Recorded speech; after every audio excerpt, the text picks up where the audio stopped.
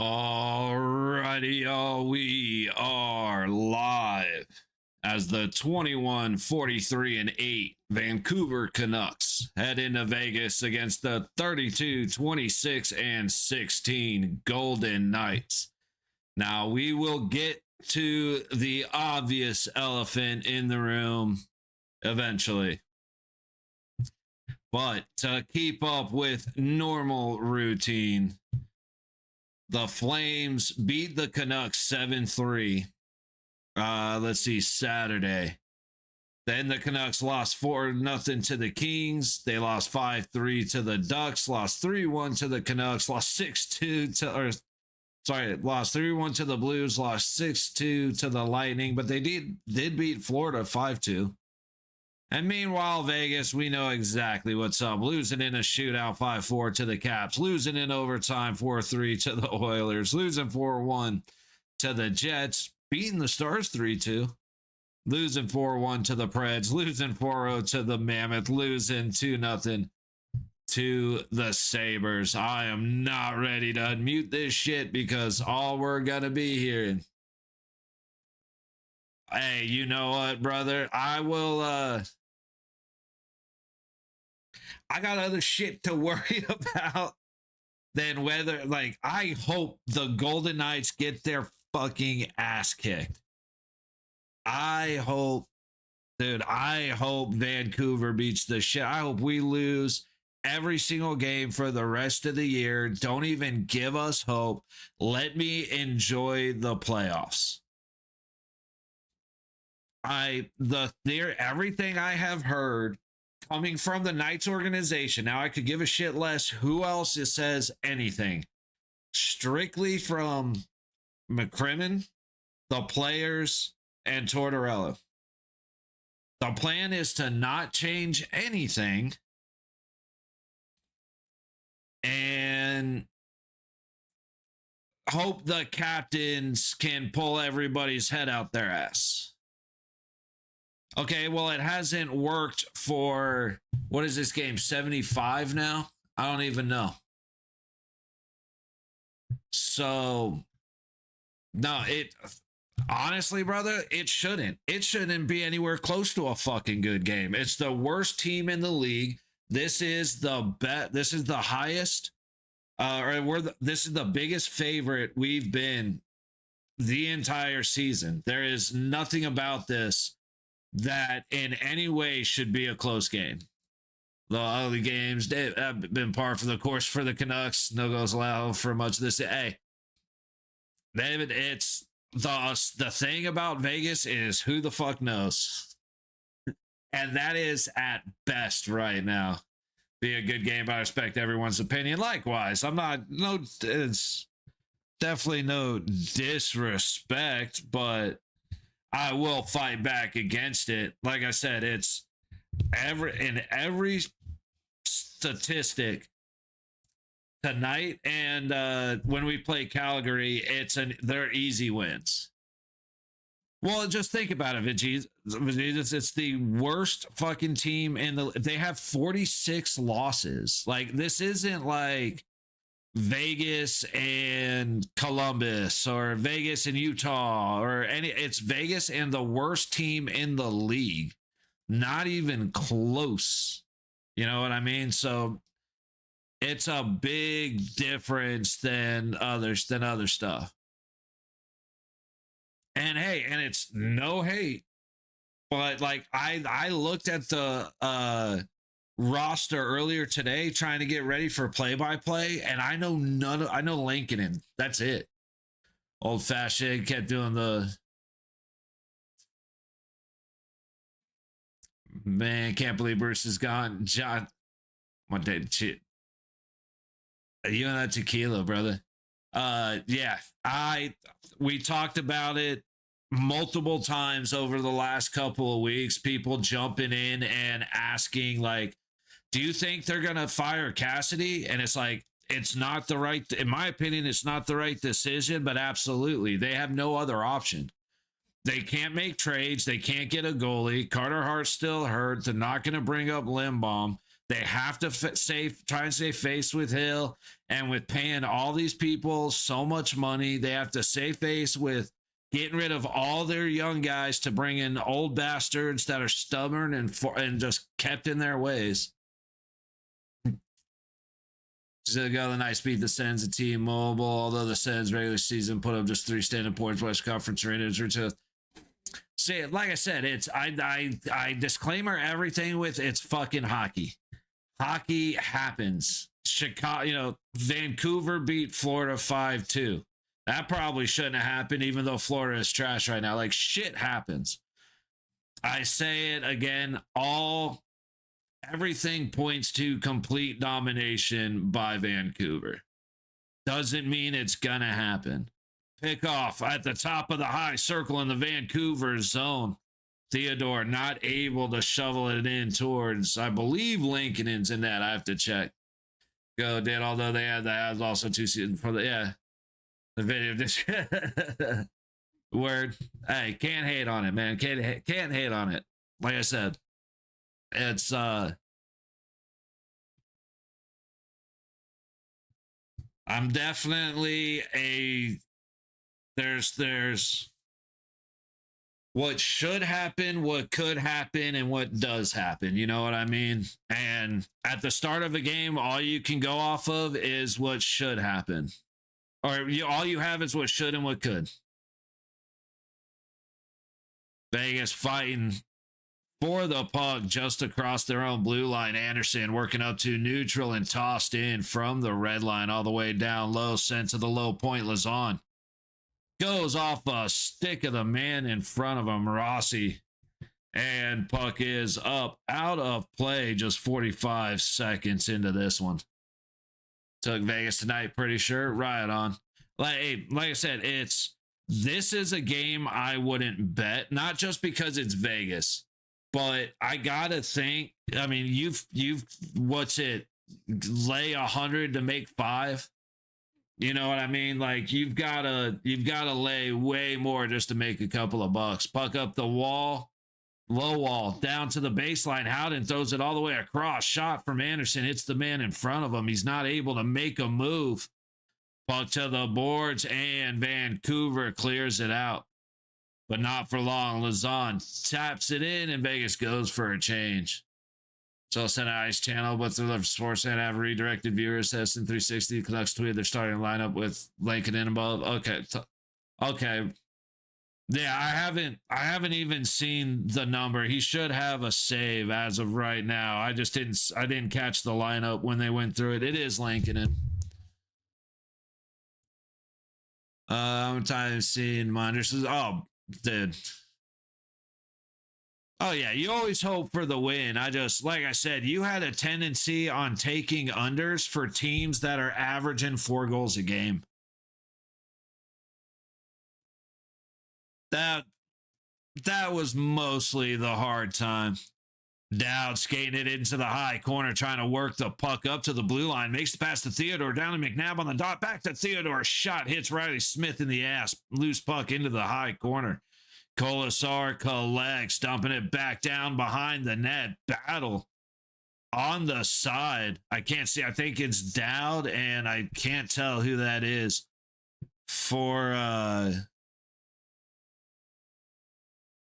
Vancouver. Dude, I don't even know how to pronounce half of these names. The break, 2 minutes. Although neither it's a fat shot on goal as of yet. Yeah, it'll. Dude, way early. Way too early. Vegas is absolutely dominating puck control. Go out. See, this is something. I mean, they finally come to Stone's aid, but we're oh shit. I wanted to check it. Fuck. Hang on. Where's my mouse? Shit. Did my mouse just fucking die? Hang on. I gotta try and bring up LA Toronto. I forgot that I wanted to have that up. Where is it? Anaheim, Toronto. I forgot Toronto and Anaheim are facing each other, and Gudis is in the lineup. So take a second from this game because I've got to. Oh, come on. Don't fuck with me on the feeds. Get a feed working. So the Ducks are on a power play 3 minutes in. Oh, it's a 2-man advantage for Anaheim. So Domi got a 2-minute. So Domi and I knew it. Max Domi and Gudas went at each other right off the bat. First puck drop, they drop, or first face off, they drop gloves. And then you got the penalty, another penalty later on. But damn it, I missed it. I knew I wanted to. Damn it. I knew I wanted to watch it, but there may be another fight later on. Go to bed and I recommend that gambling awareness. Yes, keep shouting that out. Indian dude. And after they lose, Quinn Hughes, it was just a wreck. Golden Knights. Avs giving Flames hell right now. Nice. They already on the board. Holy shit, dude. I assumed there was sarcasm, John, but man. What do you mean what happened to the stream? Jerry? And Leaf player has gone after Gudas. No, it's you knew it was gonna be Domi. That's Domi. Right after that, it's gone up 3-0. I don't know what's happened. Oh, it's 6-1. It is 6-1.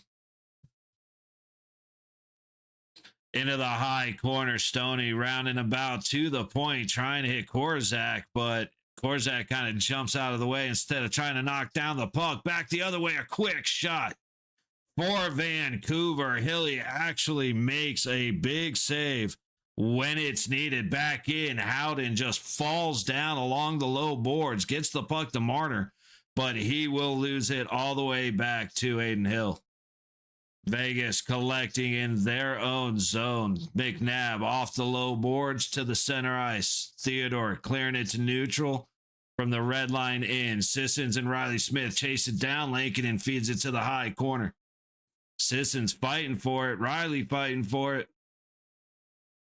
They're stuck. They're frozen right now in that corner.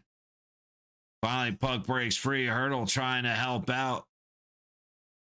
And Vancouver comes away with it. With a step pass, can't get through. That Vancouver had a chance at least drawing a penalty, if not a good shot opportunity. Stone was here with the Coyotes. Dude, one of my favorite clips in the history of hockey is the 23 playoffs when we won, when we played Dallas.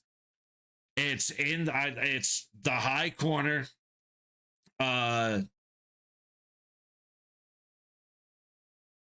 It's I can't remember what zone was what, but it was the bench side corner. And Haig's up against the wall, and Max Domi's sitting there throwing punch. He's still got his gloves on, but he's punching Nick Haig in the face. And Haig's smiling, like taking the hits with a big old shit-eating grin. And Domi ended up with the penalty. It's one of my favorite clips of all time. Ty was a motherfucker back in the day when enforcers still existed. And I mean, like goons. Like the goons were enforcers. Dowd from the low point, trying to feed it up to the high side of the ice. Lazan chasing into the corner. Gets it to Kolasar, but Kolasar gets cut off hard. And if this app would work, I could tell you all the guys' names, but my cheat sheet is failing to load.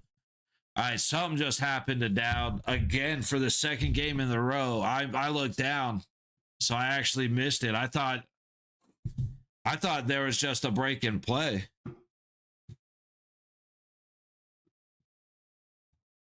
Stoppage at 14-14. Let's see. Oh, yeah, he got caught with an elbow.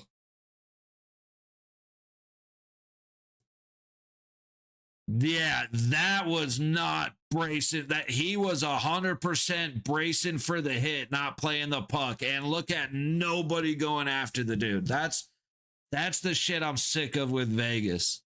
No, but like we're worse than Toronto when it comes to that shit.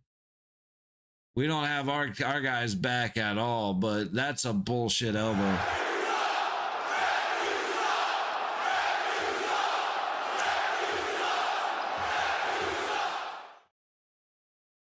All right, they're gonna re-drop to the left of Aiden Hill. I said stream is healthy. Everything's still good, right? Because now I'm worried about down on the low boards, Vancouver into the corner. Korzak chasing the puck behind the net. Stoney knocks it back to him. Korzak gets blasted, but he keeps his feet. Punishes the man that hits him. Good shit. All right, we're going to the first commercial break. Hang on a second here. Yep, no. Okay, everything seems to be fine. All right, so I mean, it really is all Vegas. As soon as Vancouver gets anything looking good the other way, Vegas is shutting them down. It's just the thing with Vancouver is they're not fast enough. However,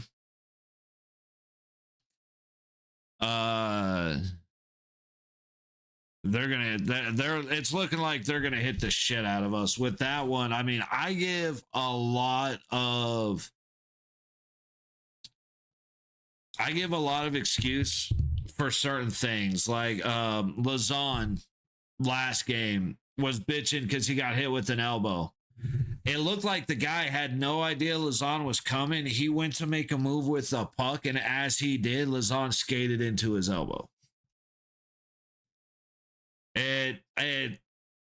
I can understand Lazan being pissed because obviously he just got elbowed to the face, but the reality is that wasn't a penalty.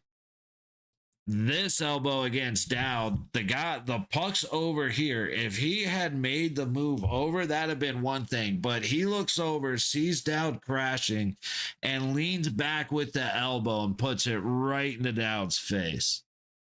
So he's taken 2 shots to the head or a shot to the head in back-to-back games.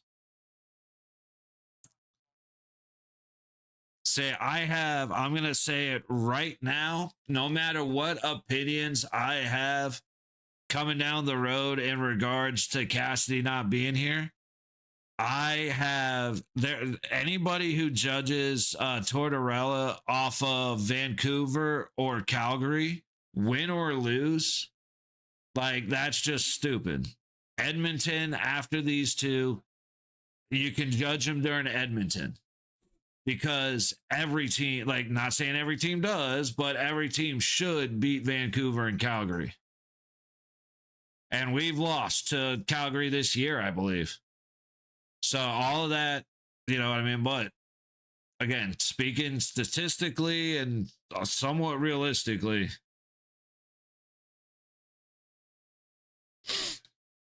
all right, Ducks have scored just about 8 minutes into the first, 1-0 in Anaheim. Blues and the Sharks tied at 1, 11:30 to go in the first.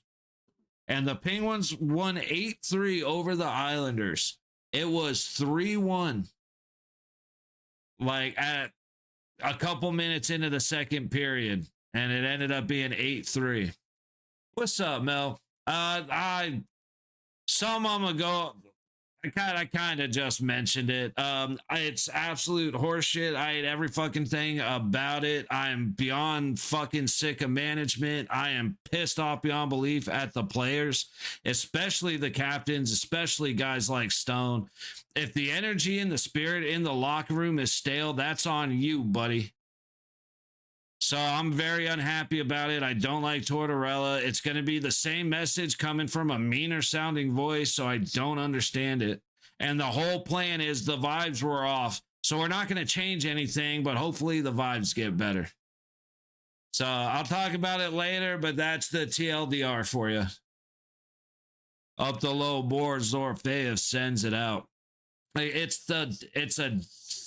guy yells out. It's a desperate move of a team that fucked up over the last couple of years. Yeah, they got us a cup, absolutely. And then, but we have no young guys that are in the system, that are staying in the system and being brought up and learning to buy into the system. Trade all our picks, get rid of everybody, and then bring in a bunch of old bastards who are pretty set in their ways. And then you don't make a goalie trade. You worsen your defense by getting rid of Whitecloud and playing Korzak instead of playing Hutton and keeping Whitey, because Anderson's been a flop. And instead of fixing the goaltending, now you're in it. Riley Smith working up through the middle. He shoots, but he is hooked. He was either hooked or slashed. I actually have something for this. Where is it? Big shot from Riley up at the top circle. All right, we are going to a Golden Knights power play. Samata, nice. But yeah, I hate everything about the change. The coach was not the problem, but the team, like, the skaters don't take enough accountability.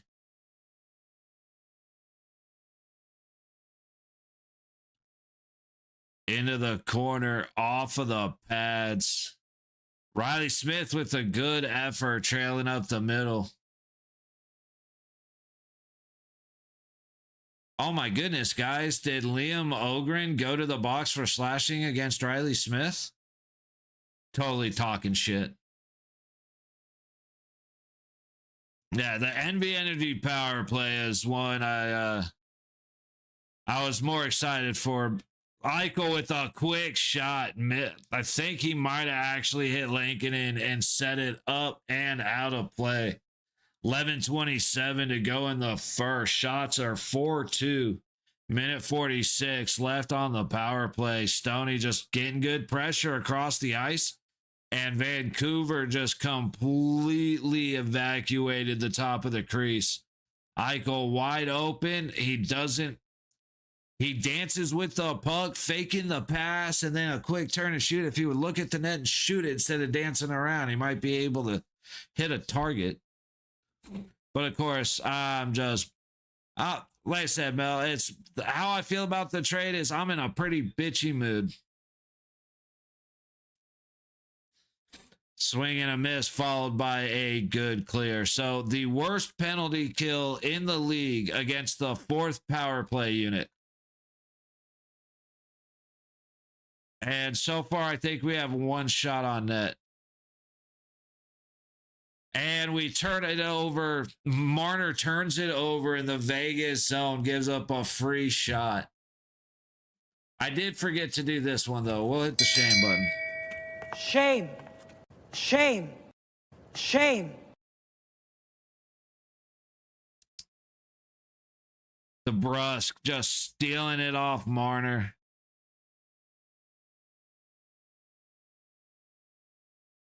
Struggling against the worst power play unit in the league. Holy shit. Two guys just ran. Howden and somebody else just ran into each other. But Howden down the boards, feeding it back to the middle, and he misses everybody.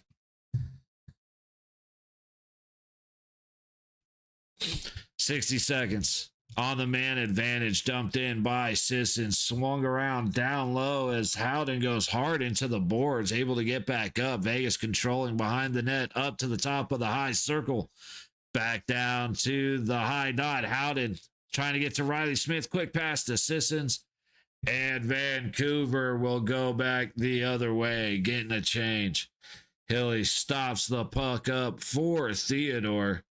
Theodore leaves it back for Eichel. Into the zone on the high side. Stone just got tripped. I don't think we're worried about that penalty, huh? Nope. Fucking hell, dude.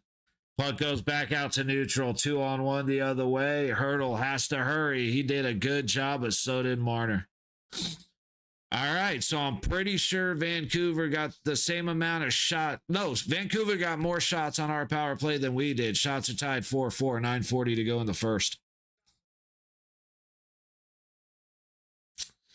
Bluger sends it all the way back. Hannafin collects, tosses it to Korzak, who works up to Eichel on the low boards. Inside the zone, going across the middle, leaving it for Hannafin.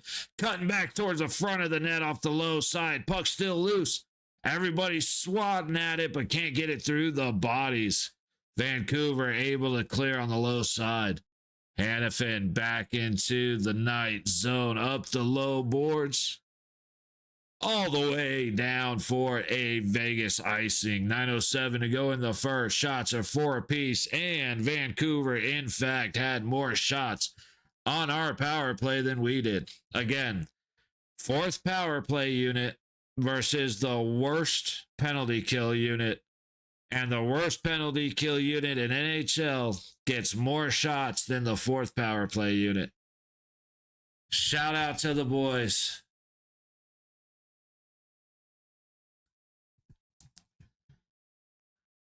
All the way around the low boards, Vancouver works their way through neutral, offside by about 4.5 miles. I don't know what the fuck old boy was thinking. Let's get some names going in here. It's going to be Vancouver. I tried to look at their names besides Bluger and Lincoln, and I didn't recognize a single name. And it's one of those things where after this game, it is not going to matter.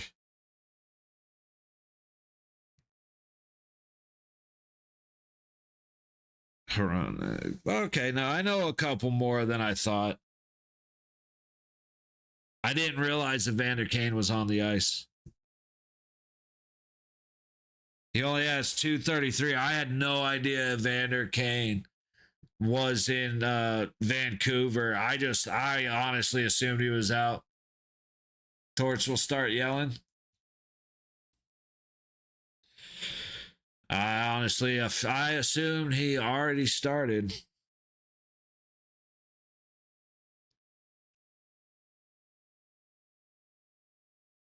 Dude, I hate that decision so much. Like, I really like Cassidy. I really do feel like his hands were tied. I feel like everything again came down to hey, the vibes are bad, so we're gonna switch it around, and the vibes will be good.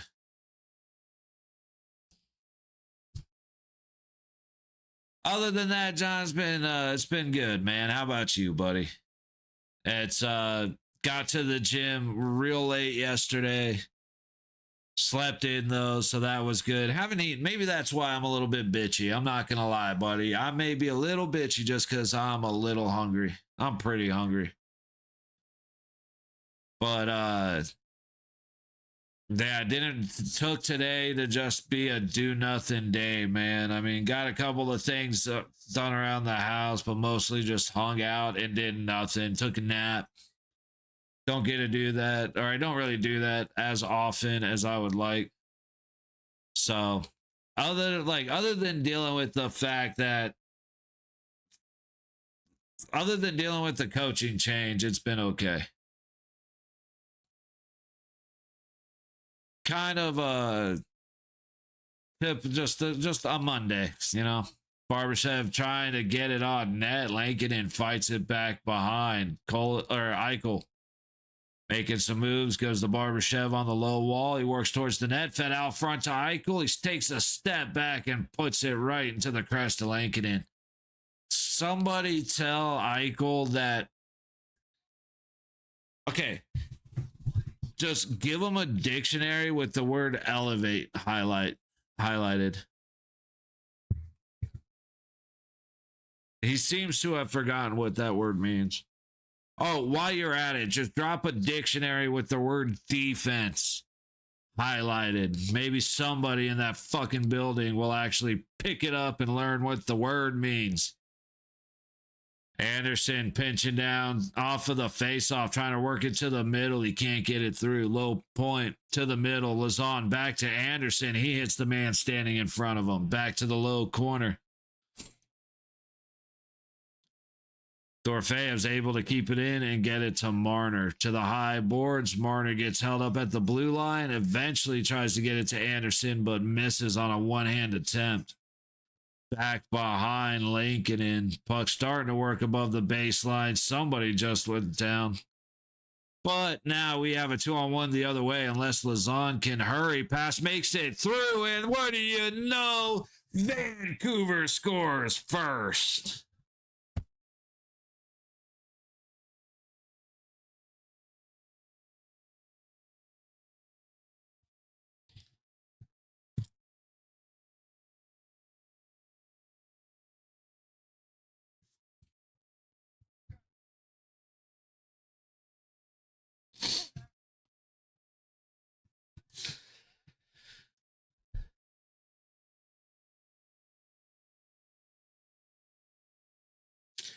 Wow. So we had zero defense and a goaltender who went sliding so far out of the crease, I think he ended up in the fucking parking lot.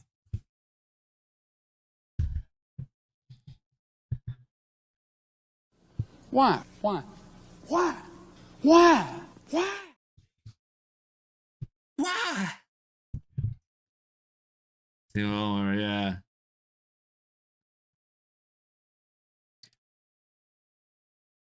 Hill would like to have the majority of his fucking career since he's won the cup back, dude. I'm so sick of fucking Aiden.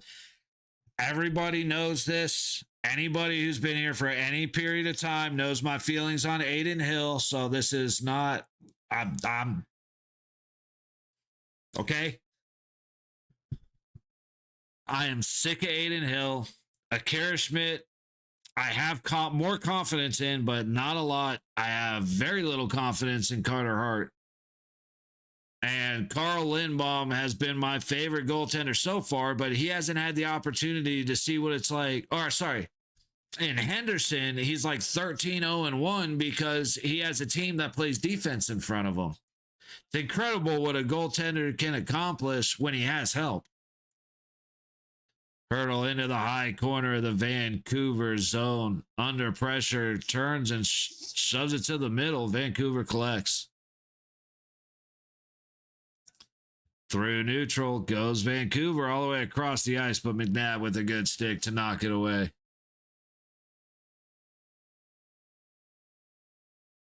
Six and a half to go in the second, and Vancouver's in again. Cutting to the middle from the high boards. Hill makes a stop, thank God, into the high corner.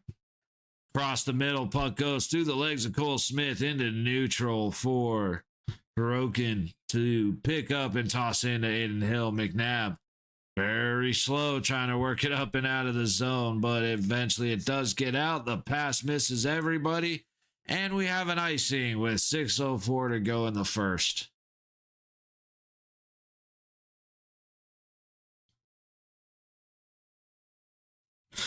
All right, time to get a lot more Henderson Silver Knights gear.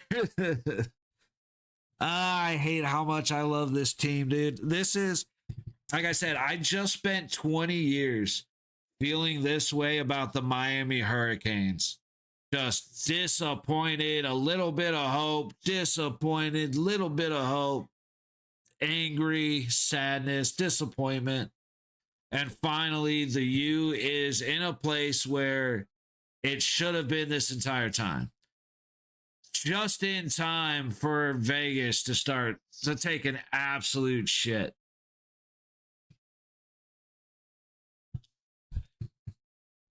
Fed through the middle, Vancouver keeps it in the Vegas zone. Finally, Eichel's able to skate out with it, and they will dump and go for a change.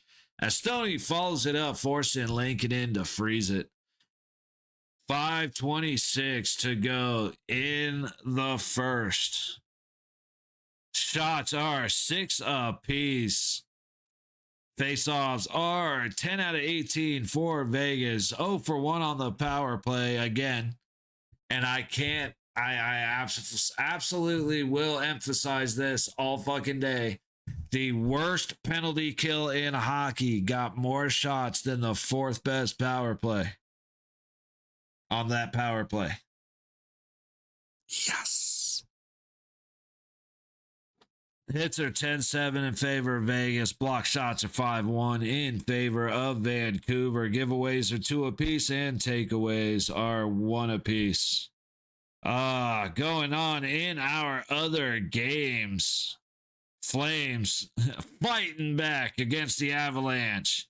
Colorado up 6-1 in Colorado, 2.5 minutes into the third, and Avalanche are on a power play. You got this, Calgary. Dude, just how do you punish? Hopefully White Cloud wanted to go to Calgary. Hopefully that's close to family. Hopefully that's where he wants to be. Because if it's not, how do you punish Zach White Cloud for growing over the last few years to become one of the best, like I am 1 or 2 on best defensemen on the ice for Vegas? And you punish him and bring Anderson over at the same time. That shit's just cruel, dude. Ducks up 2-1 over the Maple Leafs in Anaheim. We had the fight early.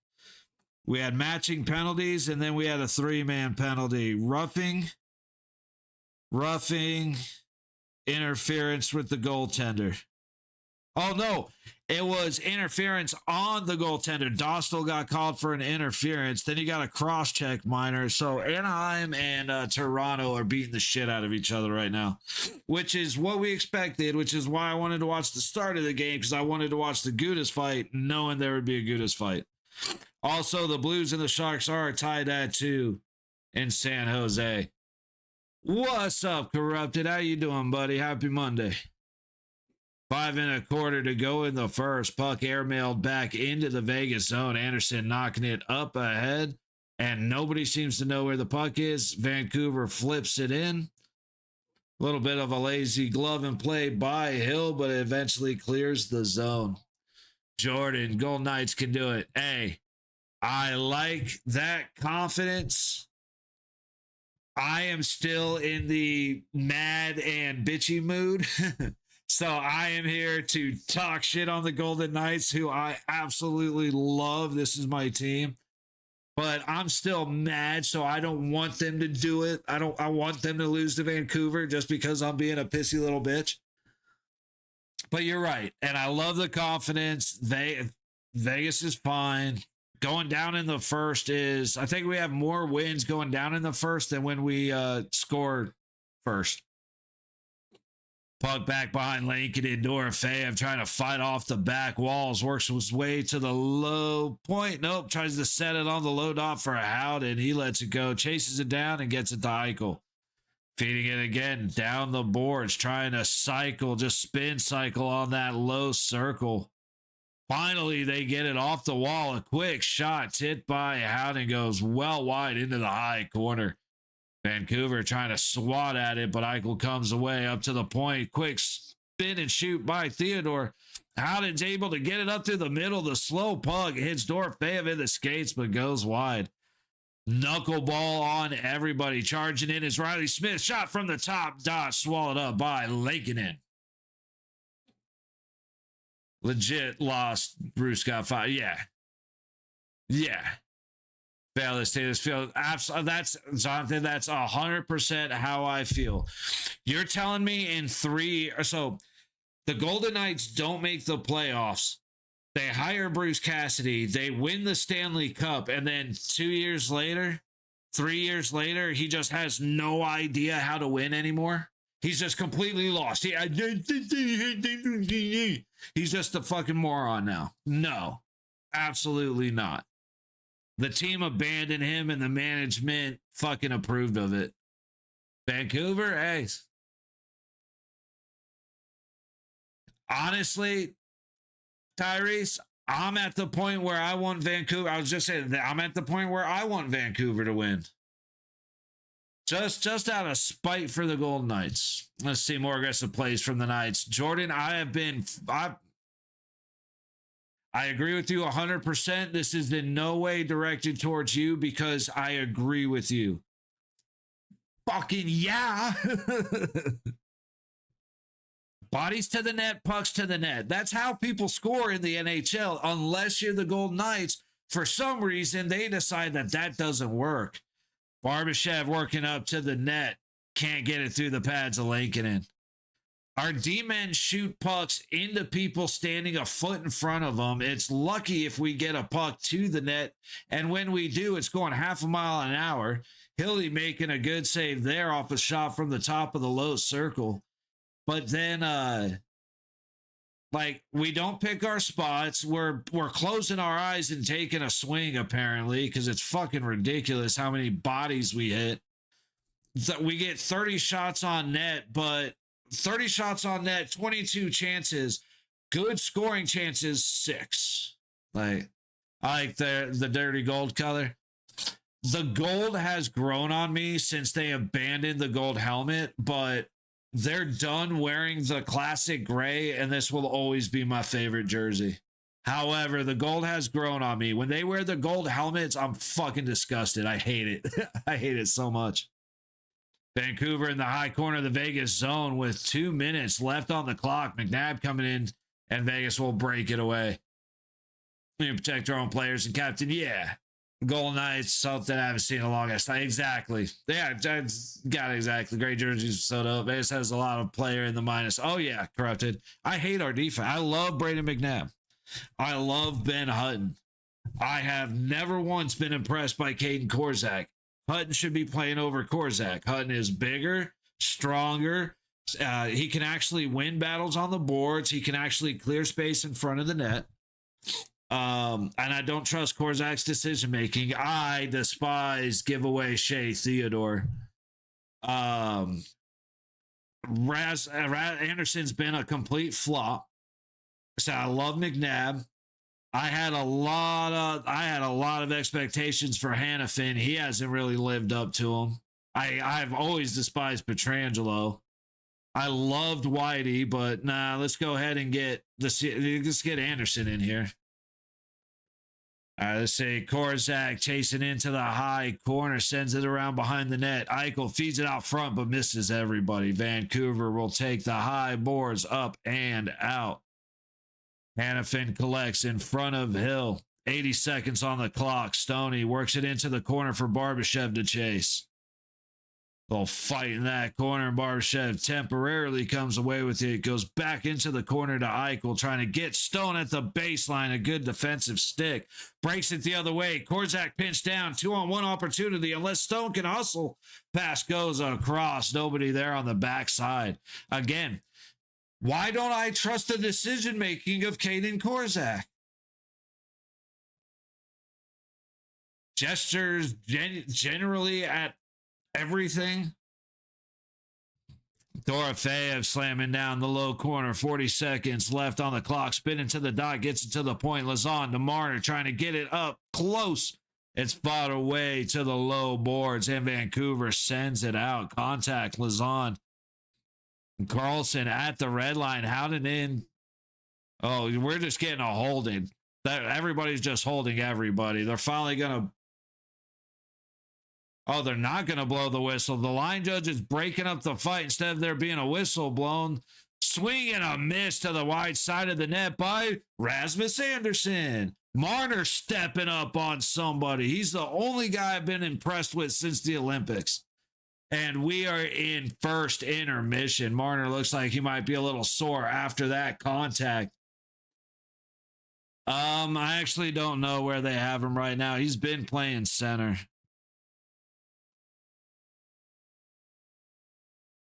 He's on the right wing. That was a great check by Marner. I am impressed. Marner's the only one. Okay, Anderson got stopped by the pad of Lankinen. I don't know why we keep the puck on the ice against these guys, dude. It's infuriating, but we are where we are with this team, man. So first intermission, we'll hang out and talk for a minute. Let me find if another game is going. Just the only one not worth watching. 8-1 Avalanche. Oh, man. See if we get this going. But all right.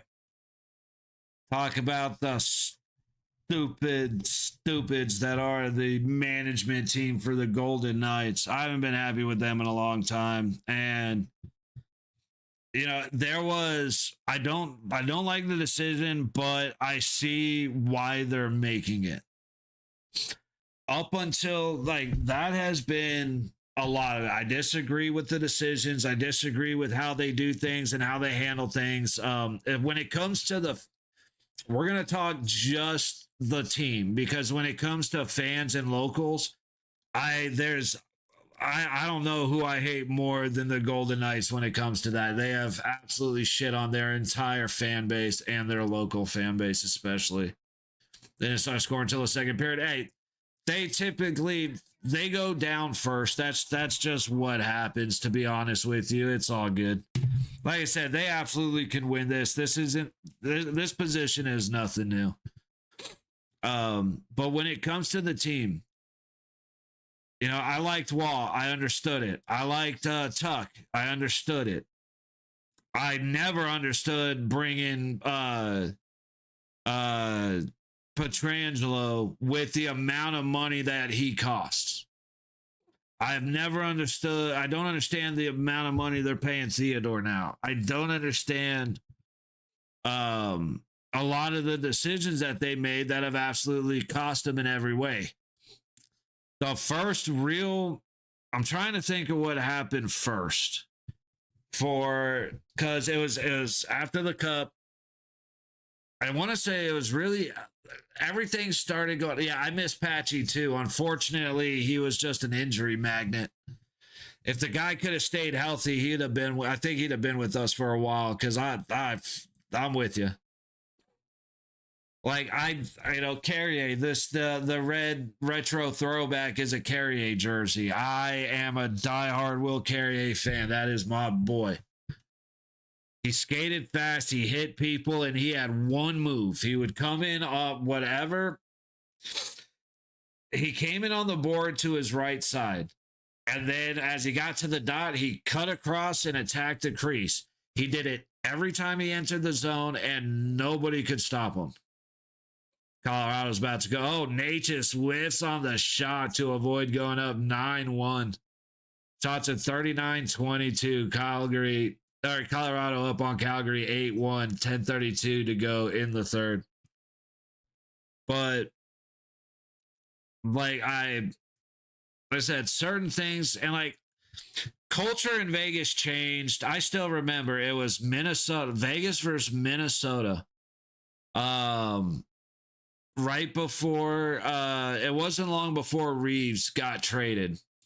Reeves got nutted. I mean, just a straight up behind the play, stick to the nuts, dropped him. Not a single player reacted.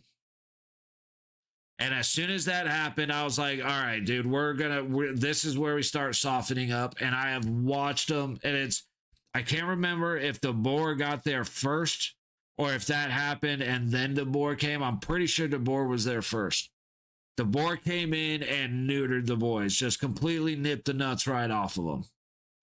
And Vegas hasn't been the same since. They are a big, fast team that can play physical but refuse to.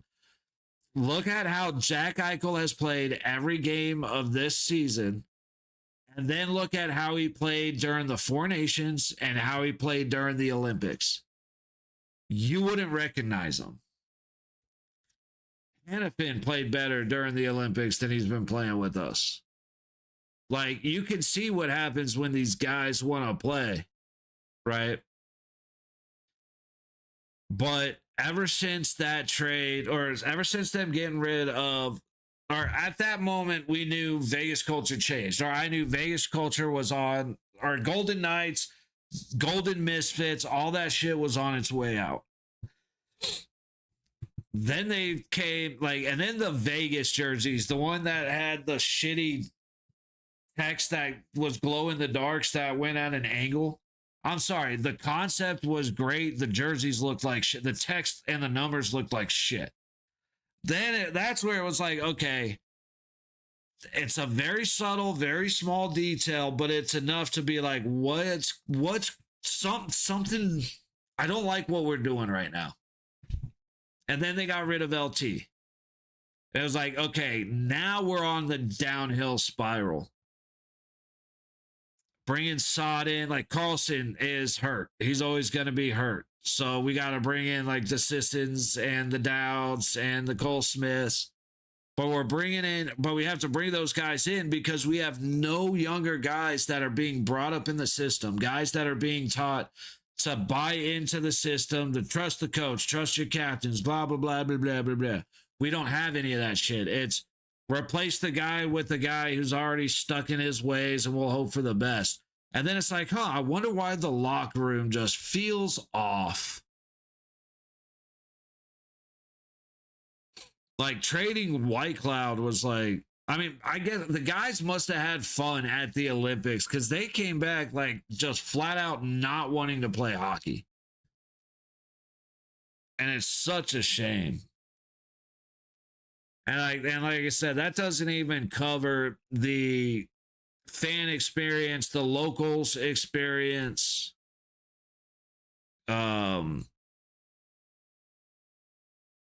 Like the fun in watching the Golden Knights has been gone for a long time. That is not because of Bruce Cassidy. That is because of the skaters on the ice. Cassidy said, like, you knew the firing was coming because Cassidy finally started saying shit that I've been waiting for him to say. We spend half of our practices talking about backside opportunities, backside opportunities, backside opportunities.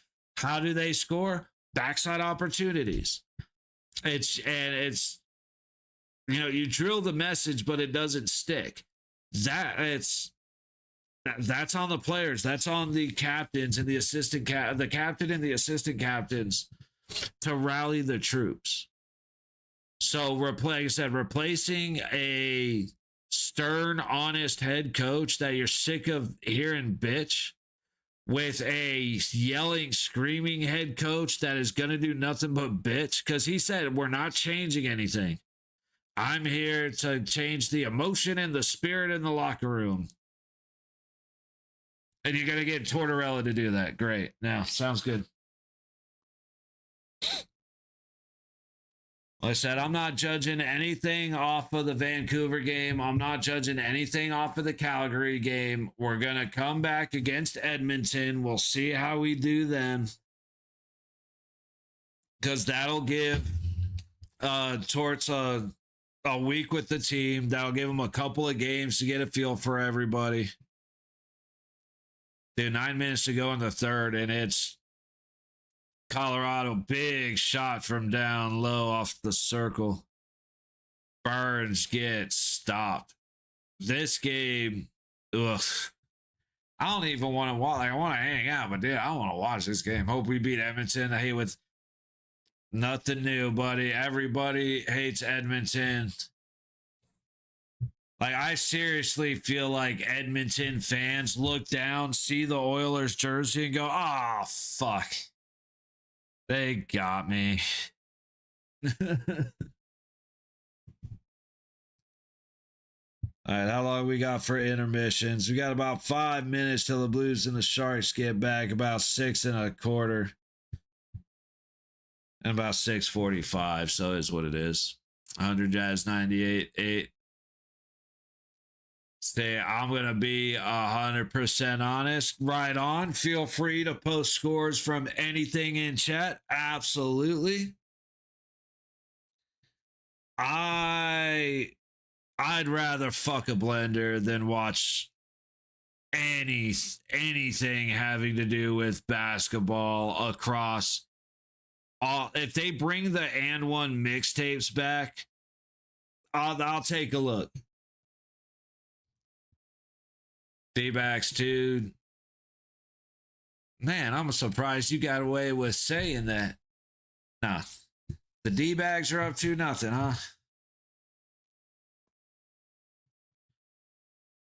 See, dude, it's been so long. Like, I know who Otani is. Trying to think of other players. I know who Scott Skeens is. Other than that, D-backs 5-0. Damn. Okay, that was a quick change. Yeah, I'm trying to think of baseball players. Like I said, I know Skeens and I know Otani. Those are the only two active players that I can name right now. Because, like, I went to Marlins games in 96 or 97. I can't remember which year. Or I used to go to Marlins games for my birthday every year when I was living in Florida. Maybe not every year, but we used to go a bunch. Actually, I have a bat that's signed by one of their managers, a Marlins bat. My dad's buddy worked at what was it, Pro Player, when it was still Pro Player. I don't know if it is. The stadium. So he would bring back like batting practice balls, and he brought back a bat. Anyway, spacing out. But yeah, I haven't watched baseball since the days of Greg Maddux and Chipper Jones and Ken Griffey Jr., Gary Sheffield, Randy Johnson, Pudge. Cabrera was still skinny before he got all roided up. Mark McGuire, Barry Bonds, Sammy Sosa. Like that was the era of baseball that I remember, and I really have not watched any baseball since back in those days. I remember listening to the ending of the Cubs' first win in 100 years or whatever it was. I remember I was at a buddy's house. This is funny, actually, because now I can just go to the store and pick up my bud. But one of my best friends was he was the dude that I bought pot from. So I was at his house. I had to go all the way across Vegas to go back to my friend's apartment to watch their dogs.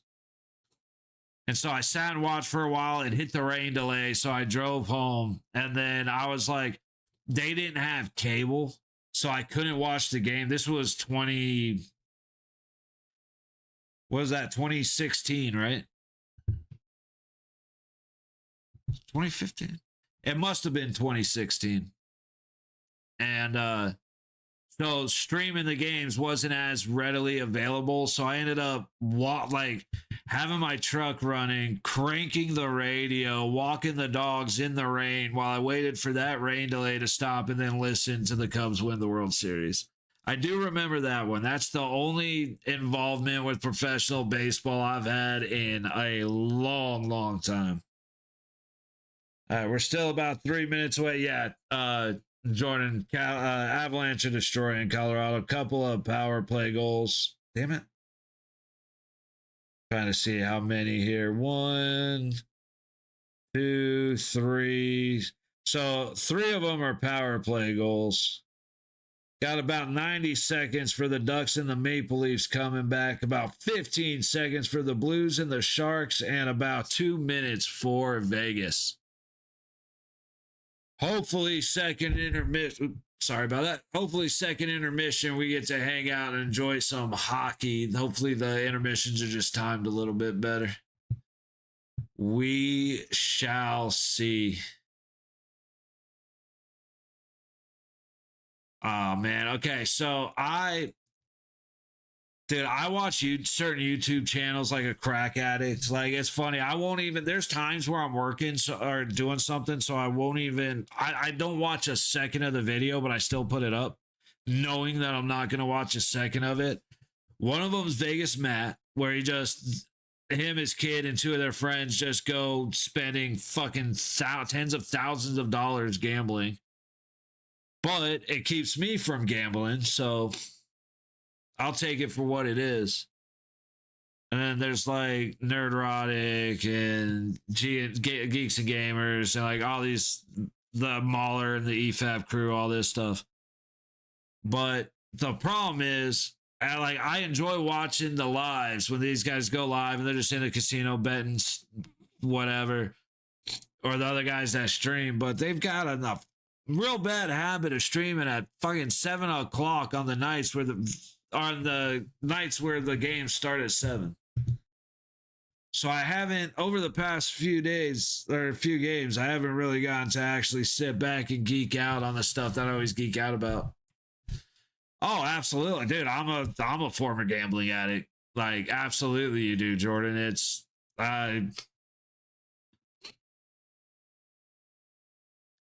you don't get addicted to gambling, and it's funny. You don't even get addicted to winning. You get addicted to losing. It's weird. I've been looking. I've done a lot of looking at psychological stuff. Just hillbilly research type shit. Oh yeah, dude. It's not even just guys, guys with 3 kids, 4 kids losing their house, but stuff like guys getting killed over gambling debts. Like, it's Vegas. It's former mob shit. Some of that stuff still lingers, even though it's a lot more corporatized now. There's not, to be honest, there's not a whole lot. You borrow money from somebody, you go gamble it, you can't pay it back, they kill you. The addicted to losing, if you were addicted to the winning side, then once you won, you would take that and leave, because you get your dopamine release. The dopamine release comes from oh, you get used to that feeling, oh. And then when it hits, you go, yay! But I want to go. But that doesn't satisfy you. What satisfies you is oh. Because there'd be a lot less gambling addicts if you were addicted to winning. And I know that sounds however it sounds, but that's just the reality of it. You don't, like I said, the winning doesn't trigger your dopamine, because that's how people go from betting $5 to $20 to $1,000 to $10,000, all that shit. Because it's just the risk goes at, like, you start seeing it as like, I didn't put in 10 and win 100. You, like, if you put in 10 and win 100, you don't see that as winning $90. You see it as losing $900 because I should have put 100 in. And it's this balancing act between like, you're chasing the win, but you're addicted to the loss. Like I said, I know how that sounds, but that's just kind of what it is.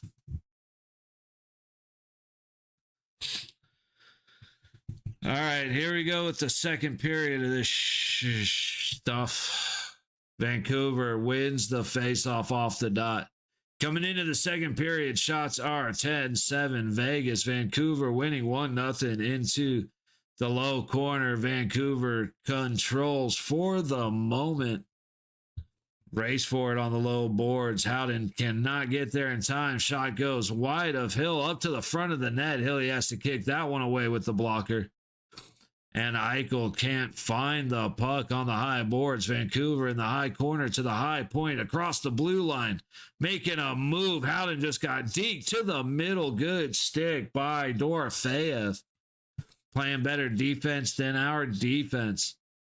Kane trying to go across the ice, but it's knocked away by Howden. And Vancouver controls at Lankinen's net. What is that, bum? By him?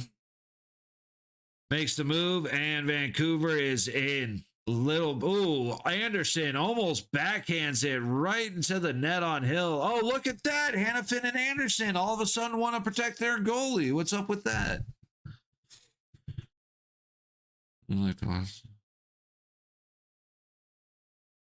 Oh, that's in reference to something else, Jonathan, but I agree with you on that one. We're talking about a gambling addiction and shit like that. A minute 10 gone in the second faceoff to the left of Hill. Marner's able to get it back to Anderson, up to Stone, through the middle, and in goes Marner at the high point. Little stick move down to Stone in the corner, back to Marner halfway up the high wall. To the middle, Stoney gives it back to Marner. Stoney shoots, and Lankinen makes the save. Puck all the way back down as Anderson works it up, and eventually Stoney will dump it down to Lankinen. Right back out the other way, tipped all the way down, taking their time as the Golden Knights back up the low boards, and Sisson's able to get it to neutral. Hurdle just got hooked.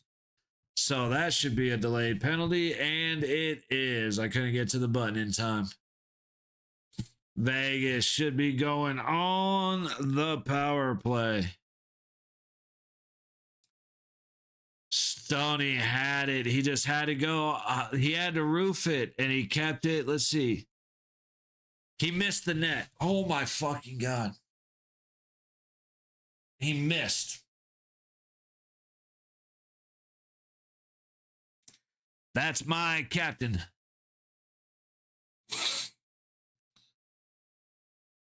Oh, boy.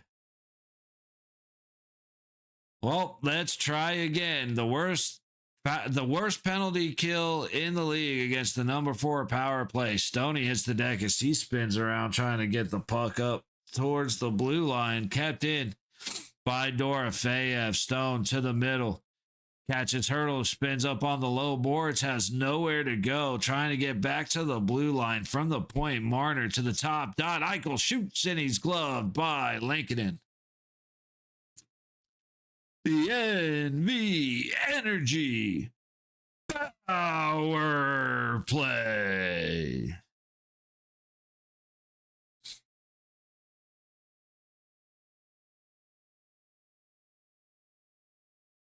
That's dude. I want to do a bunch more of the memes. Do the nighttime, daytime, nighttime, and the like Alan. But YouTube, I'm worried about certain things, certain copyrights with them. Marner going back the other way, leaves it for Eichel. He enters. Stone down the low boards. Back to the low point. Marner tries to get it to the center to Hurdle. He could have gone right down the blue line and been fine. Stoney recovers. Up to the middle of the high boards. Eichel able to use this big body to protect the puck to Marner. Back to Eichel. Top of the high circle. Down low. Trying to hit Hurdle. Hurdle gets his stick tied up. And Vancouver tosses it back the other way. 50 seconds left on the power play. Vegas in. Hurdle down to the high baseline. Marner doesn't have anywhere to go with it. And to the middle, Vancouver. It's gonna skate away. Shots are 11-10, 3.5 into the period, and Vancouver takes the shot. 9-2 Colorado. Fuck. Hey, at least Calgary didn't stop trying. You gotta give them credit for the energy, for the commitment. Shot from the top dot, fought away, loose puck to the high side of the crease. 5 seconds to go on the power play, and for the second time in a row, the worst power play. The worst penalty kill in the entire NHL has just dominated the 4th power play unit in the league. The number 4 power play unit in the league. Barbashev into the high corner. Puck dumped down behind Hill. Good stick control by Vancouver to tie up Korzak, and in the high corner, Lazon able to get it up to Barbie, not out. Back into the corner, Vancouver trying to feed it to the top dot and cut off. Down doing good work there. Now Kolasar is alone as he chases the puck into the low corner, going straight for the body on Roenick. Puck comes to the low dot. Quick shot by Theodore. It's loose up front, and Lankinen covers. And we have Huddle up front. Oh, all of a sudden, Vegas for 6 years. Well, I'll be nice. For 5 years, Vegas has been a bunch of soft pussies when it comes to protecting their goalie or protecting their fellow players from bullshit. And all of a sudden, Vegas, this game, like, give it to Tortorella, apparently. He seems to have come in and say, I don't care what you do, but let's act like you have some balls on the ice, huh? And the guys went, oh, see, because the board nipped them and we just never got them back. So why don't we play like let's pretend we actually got a pair of nuts hanging between our legs and go out there and be a physical team. It's crazy. I love it. That teams look like playoff contenders. Bruh. No kidding. Peterson on the dot against Eichel, and Vegas eventually comes away with it, though Eichel did not win it. Dorofeyev held up a little bit, but puck to the blue line, shot on net, gloved by Lankinen. 14:46 to go in the second. Shots are 12-10 Vegas. Did. Yeah, but unfortunately, we don't get that team anymore. So let's see.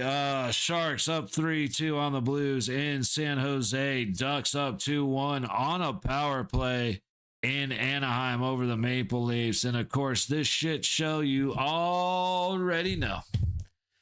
Through the middle goes Vancouver. McNabb chases it back into the high corner, looking for the high road out.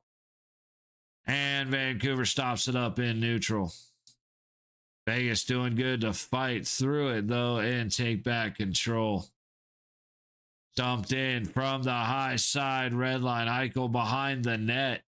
That probably should have been a tripping on Eichel. He's been doing a lot of that bullshit I don't like. Our game just finished. Yeah, that is that what you is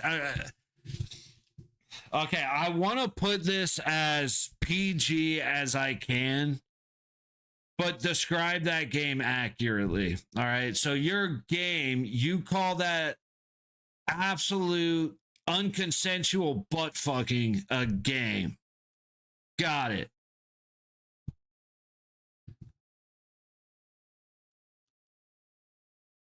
That was in every way absolute destruction from like Anaheim did what we should be doing to Vancouver. Instead, we're down 1-0. But yeah, dude, you did, Mel. You absolutely did. Holy shit, man. Colorado went and did exactly what we should do, what we're not doing against Vancouver. Dude, Vancouver and Calgary are the two games that I said at the beginning, don't count these. Because these two, it's the worst team in the NHL versus followed by number 31 or number 30, wherever Calgary's at. So you can't really judge these two. You can't judge Torch coming in on these two games. Edmonton's going to be the one that counts, that you can develop opinion, like a useful opinion about what's happening. I don't know if I'm going to make it to Edmonton if this is the shit that we keep doing, dude. Because it's like already it's like, okay, well, again, McCrimmon and McCrimmon, Torch, Stoney, Eichel, everybody has said we're not changing anything. It's just the energy and the spirit. The locker room is stale, so we're going to make a coaching change, but we're not going to change anything. Okay, so then what the fuck are you hoping happens? Because what you've needed are your captains and your assistant captains to pull their head out of their ass and get the guys into fucking shape and get them back to being bought in. Because everything was working except for the guys scoring. The opportunities were there. Oh, yeah, you have no goaltending, but the guys are just not scoring. The coaching was fucking fantastic because the opportunities kept showing themselves. The guys just could not score. And then it's the defense only. The defensive side is where we needed everything to change. But what can you do when you're paying Pietrangelo out the ass and he's not playing? But you spend all this money on Pietrangelo. You get rid of Zach Whitecloud, Theodore, give away Shea. Only thing people here in Colorado care about tonight is the status of Cole McCarr. What Cale McCarr? What happened to Cale? Did he get taken out? Was there a hit or something, or was it? Yeah, we'll get back to the game in just a second here, y'all. I just want to. That's not what I wanted to do. Is out with an upper body injury. Yeah, that's not good. You guys going into the season late with McCarr missing is going to be bad. I have Landeskog and Lankinen come back, or not Lankinen. Landeskog and who am I thinking about here? Marner gets up front. He's close. He decides to be fancy instead of backhanded into a wide open fucking net. I'll get back to that in a second, Mel, because that Marner, instead of taking the backhand, he decided to do the little between the legs and shoot it, and he missed. Marcour, I say yes, 100%, buddy. I miss you. Cheers, buddy. I hope everything's well, but I'm so fucking mad right now. You got to give me a minute. Oh, that should be a fight. Sisson should be getting punched in the face. He just dove onto Lankinen.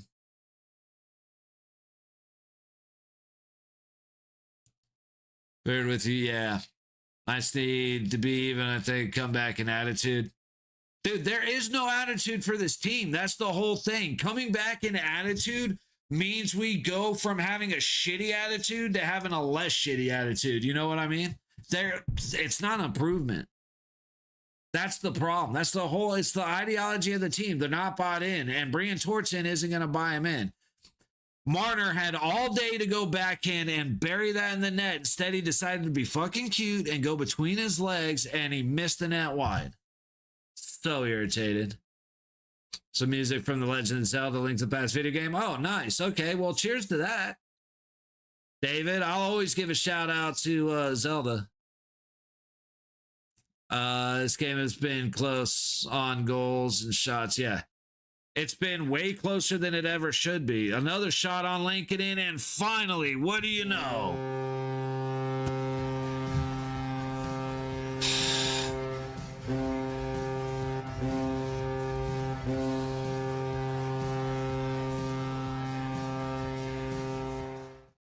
Rasmus Anderson able to scoop up the loose puck and bury it. We'll take a second from complaining about management. I'll come back to everybody in a second.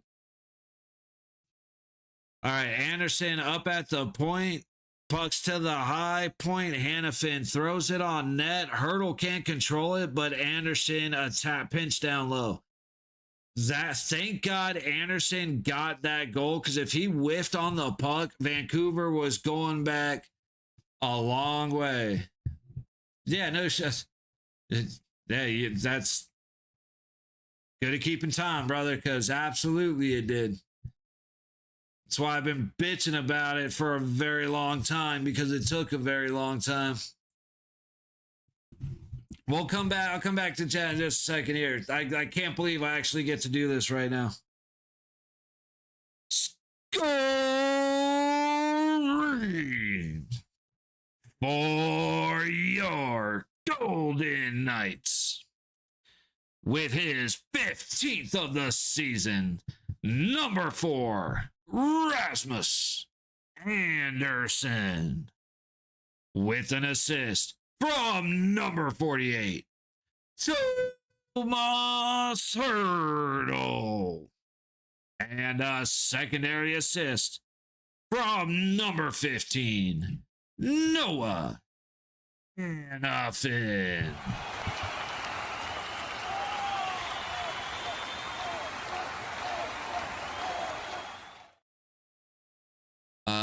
Call already clinched. Don't know why you're using key players, because honestly, Mel, because there's only so many games left. Or not Mel. Or did you say that, Mel? Sorry, I forgot where my point was. Oh, Jonathan, actually. Jonathan, it's because there's 7 games left. So it's not about clinching. It's about now it's about keeping your guys ready to go. Because if you give them too much of a break, that tends to just fucking performance tends to tank. You got to give them a couple of games, but not you still kind of gotta keep them in competitive. Fucking management. Cassidy wasn't a problem. Agree with you 100%, Marcor. Lincoln had to be sharp on the flurry. Nice scoring chance. He was for a moment there, but then it cracked. Leafs, yeah, Leafs, he's gone. Them and Ice can do more before third. They need to. We can't just sit all our best guys every night. Exactly.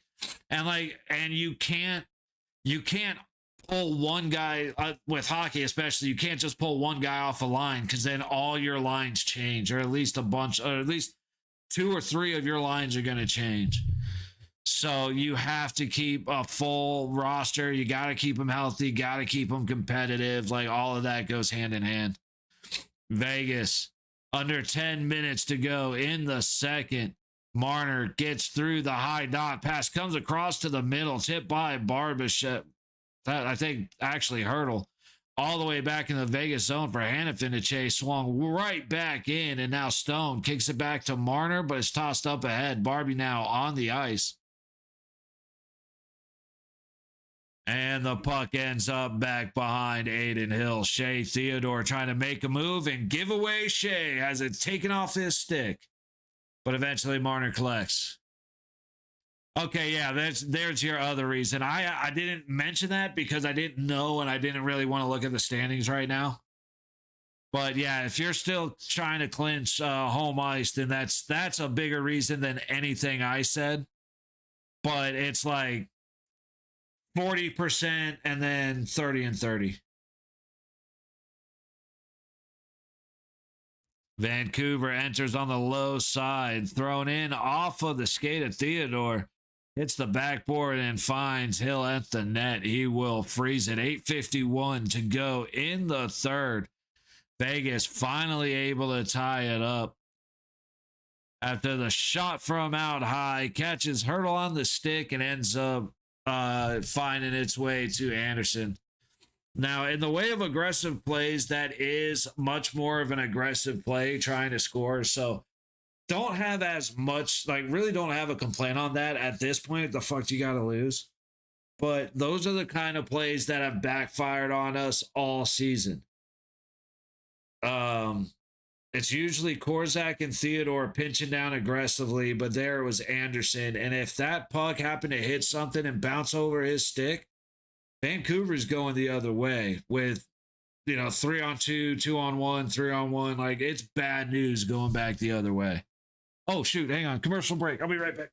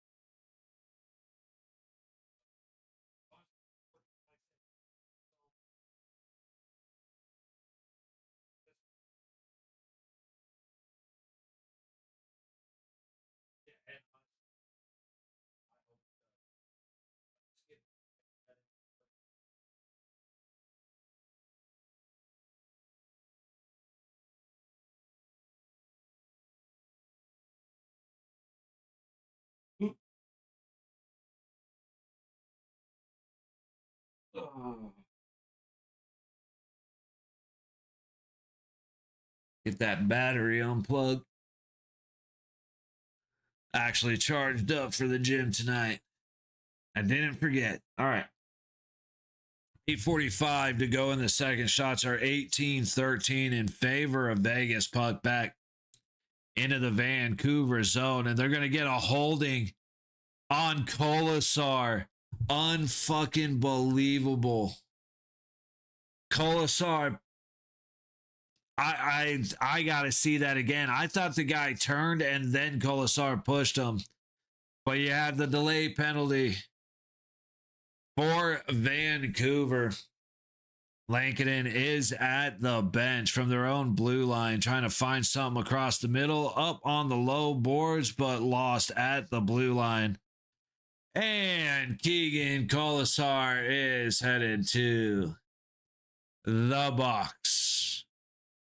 And that's what I'm saying. Like, I thought Kolasar pushed him. I have no idea how it was a hold.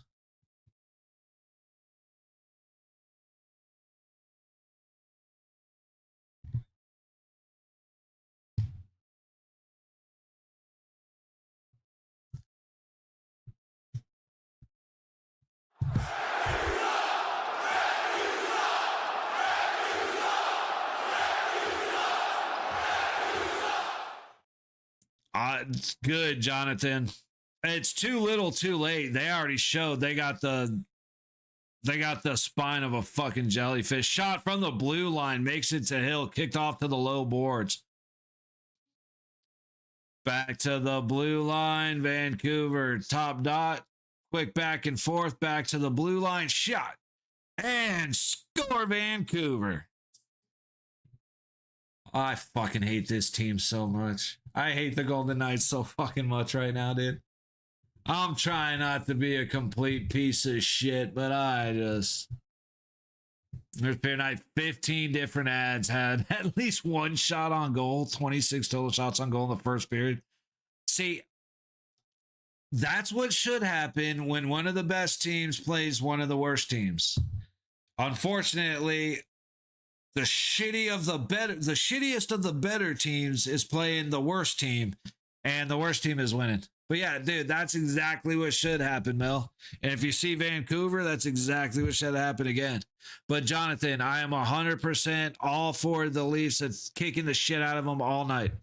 I don't care if it's clean, dirty, whatever. At this point, Gudas gets what he gets because the league gave him a fucking gift. Gudas should not be allowed to play in the NHL until Matthews is able to return to play in the NHL. If you cheap shot somebody and you take them out, you should be out as long as they are. Then your suspension can start. You got 5 game suspension, cool. Your 5 games starts once Matthews returns to the ice. Oh, what do you know? Evander piece of shit Kane causing problems. Don't know what needs to happen here for our team not fucking suck. It's our team has to not fucking suck. I know that doesn't answer your question, Mark Cora, but it's as simple as these guys. Oh, Bluger and Barbashev fighting. Or no, that's Sissons and Bluger. And it all started with Evander piece of shit. I should have a fucking smoke alarm chirp for Evander piece of shit Kane. Fucking hate that dude.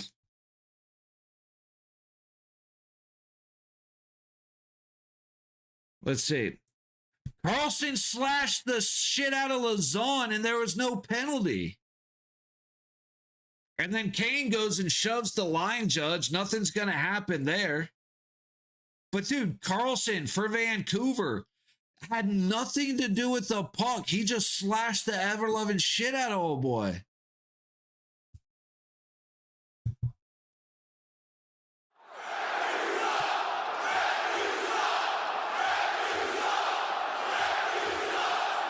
Oh my God, dude. Of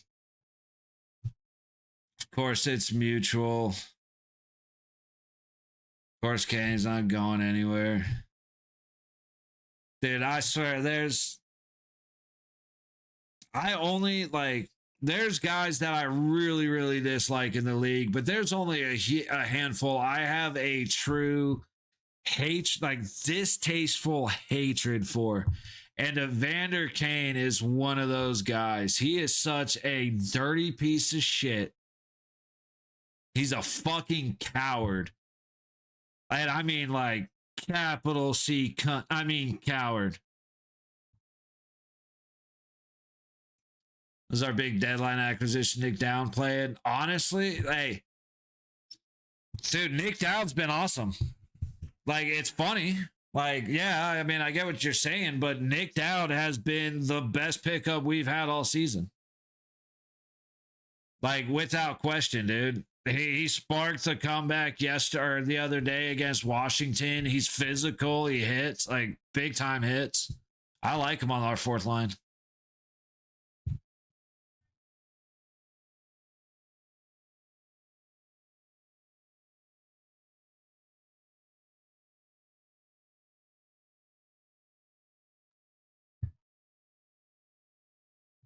Oh, whoops, sorry, wrong button. There we go.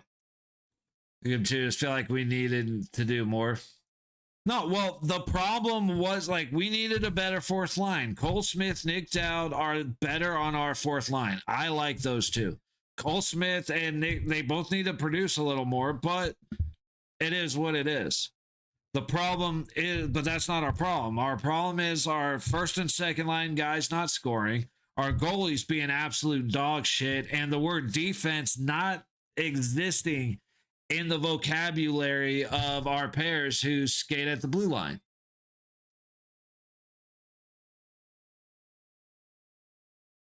No, we'll leave it at that. But see, that's the thing, Marcor. The team is clicking. The team is getting 30 shots on goal every single game and scoring one goal. Like, the opportunities to score are there. The opportunities to make defensive plays are there. Like, I know what you're saying, so I'm not like, I that is a way to put it. I'm not arguing that, but it's just they are clicking. The up and down the ice playing very well, getting the opportunities and then not scoring, getting the opportunities and then not making the pass, getting the opportunities and then making a dumbass decision at some other point. Yeah, Jesus, you're number one, Mr. Punk ass bitch Evander Kane just caused all that shit. Bring that fucking shit in here. Can Tort suit up? Fuck Tortorella, dude. What's he fucking worth? Nothing. He's a fucking talker. That's all he ever fucking does. He runs his fucking mouth. When's the last time he's been successful? Tell me. We go up to, hey, Axton, shout out, bro. I like the confidence. Again, I love the confidence. I love all that shit. Exactly, Marcor. Thank you. Like I said, I love this team. All my, again, Dorofeyev trying to cut across the front. He gets taken down as Lankinen stops him. Again, my pissiness, my bitchiness comes from Vegas management first, then the players, then all the other bullshit. I'm hungry. I'm tired. I'm in a pissy mood. I apologize. But at the same time, I'm not fucking wrong. And Vajitas, you're still my boy. But now you're just trying to be an asshole, which is okay. You have the right to do it. And you're doing it, but I want you to know you're doing a pretty fucking good job at being an asshole. I'll tell you, Bruce was Bruce is 10 times the better coach. It wasn't about Bruce. Yeah, I'd get a beer with rage on the VGK. Bro, you want to get down on some rage? Let's get down on some rage. Mel, just fuck the Dallas Stars catching strays just off of a contact rage. Getting hurt off of contact rage. I love it, dude. But anybody here, anybody been here more than once, all of this shit you already know. Like I said, the biggest thing that pisses me off about the Golden Knights is the management. And over what they do with the team, they have absolutely destroyed the local fan base in the way of attending games, in the way of enjoying the team. Price everybody out, cater to the resellers, fuck the locals, does all that shit. Then on top of that, they're like, I know exactly what we're going to do. We're not going to get any other goaltenders, considering the only one that we have a prayer with, and it's a shitty fucking prayer, is hurt. And we refuse to bring Carl Lindbaum up, even though he's been fantastic. But Lindbaum's going to look like he sucks because he has nobody in front of him, just like any goalie that we get from anywhere is going to look like shit because our defense is non-existent. Hilly gave up 3 goals and 3 shots.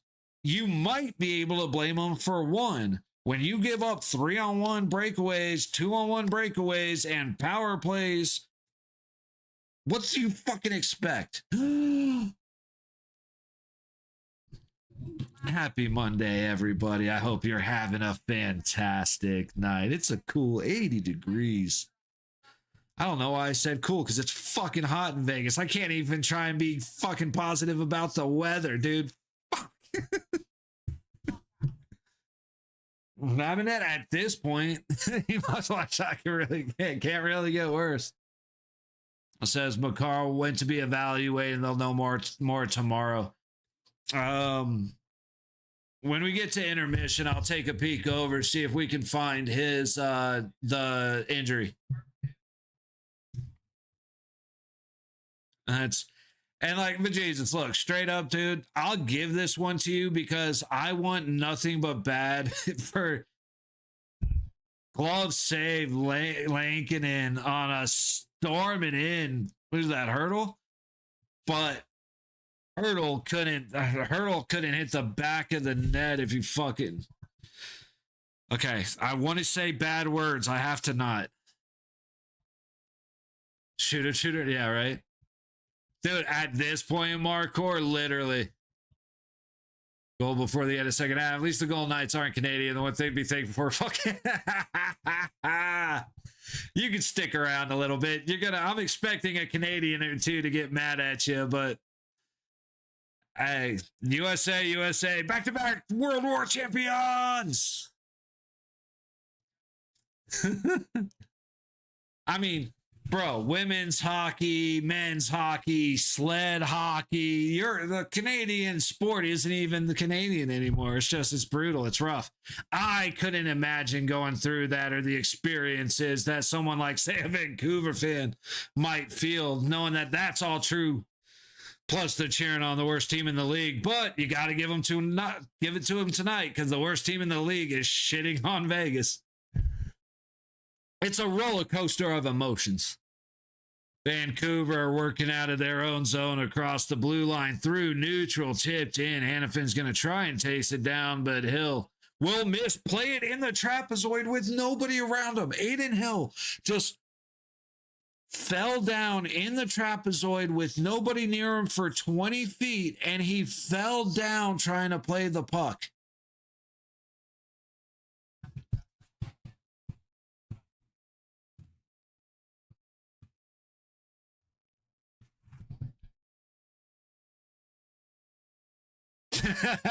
Jordan, that's funny as shit.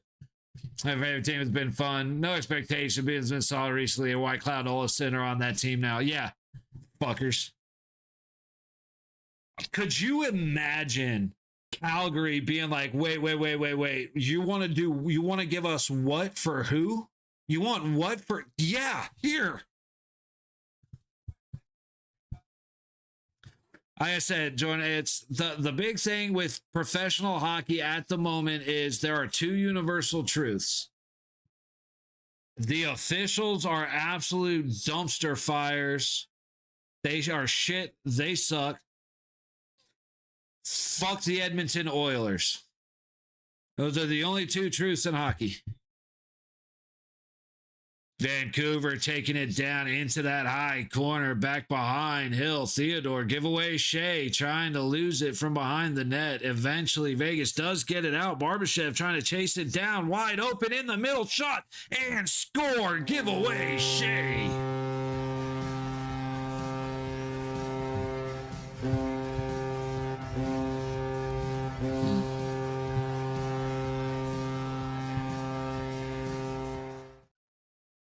Here's the deal, Jesus. I would never say fuck the Canadian people, but I got no problem saying the country because Your country is run by a government that is fucked up.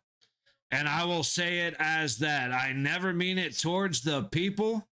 Most of the reason places suck are because of the authorities or the ruling powers. And that's what I insult when I say fuck this place, this country, that country.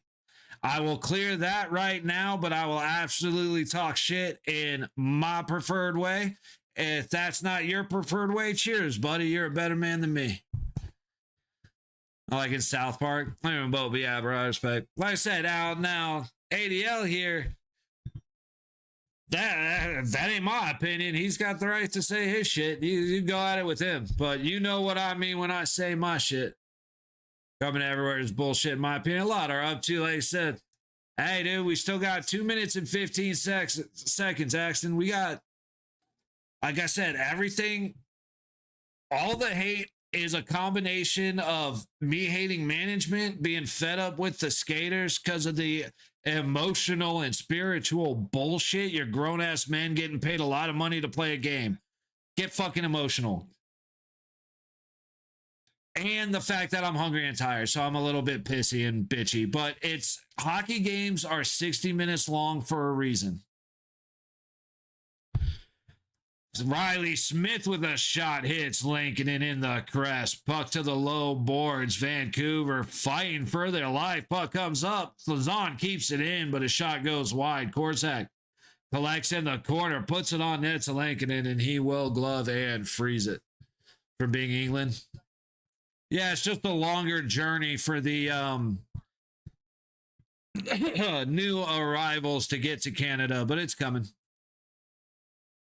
That shit is funny though. The fucking South Park fucked up the Canadian accent. I'm not gonna lie. Hey, they fucked up the name Timmy. Even though it's come back to be like, I mean, obviously my name's Timmy, so I've learned to live with it. But when Timmer came out, that shit was miserable. All right. So South Park fucked up the Canadian accent, but they also fucked up my name. So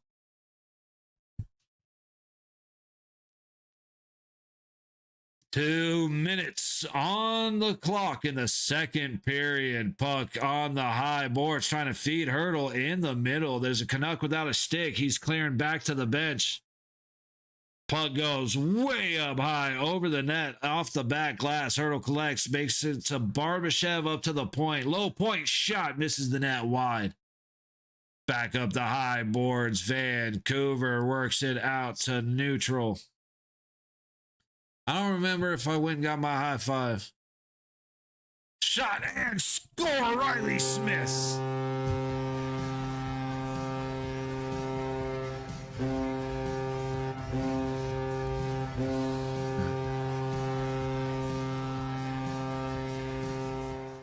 I'm going to tell you right now, Vegeta, start paying attention, because if you're an uneducated voter that doesn't vote, then you're not doing your part. You have a right to vote. That means it is your duty to vote.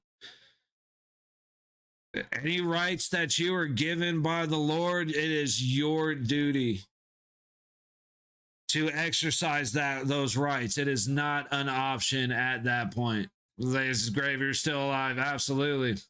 Then we got rid of Bruce Ridiculous. Jules, tell you what, I got to go get a high five. Give me 2 seconds. I'll announce the goal, and then we'll come talk about Bruce again.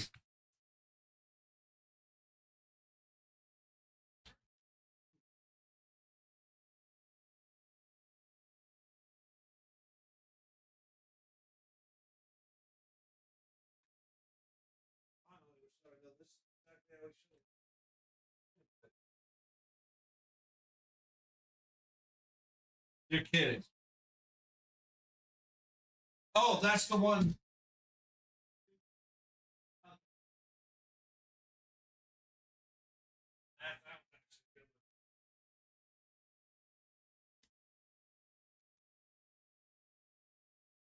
All right. Sorry, guys. Got to keep up with the rituals. 34.8 seconds to go in the second. Shots at 25-17 in favor of Vegas. Yeah, Jules, it's like I said, I mean, you were the one, you replied to my thoughts. Those are them. I hate management. They have destroyed the culture. Forget the team, the skaters, forget the locker room. They have destroyed the culture of the Golden Knights in that arena, in this city, everywhere. Everybody knows 40% of our stadium, of that arena, are Canadians or tourists who don't even like hockey, but the tickets were cheaper than Ka. I hate it. I hate management. 8 games left. They should have wrote it out, dude. Yeah, with 8 games, absolutely. What they needed to do is pull Mark Stone into a room and say, "Hey, Captain, rally your troops, or you never get to say a fucking word to us again." Like, the emotional and spirit, the spirit and the emotion of the locker room is not the coach's fucking problem. I'm sorry. That's up to the skaters, the captains, and the assistants. The captains are the captain, they're not just the best player on the team.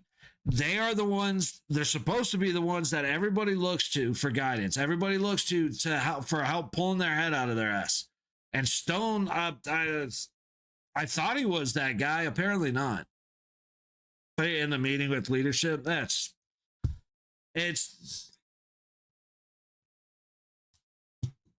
look, they moneyballed their way into the trophy in 6. They basically, that's what they did to get to the cup in the first year. That's what they did to win it in 6.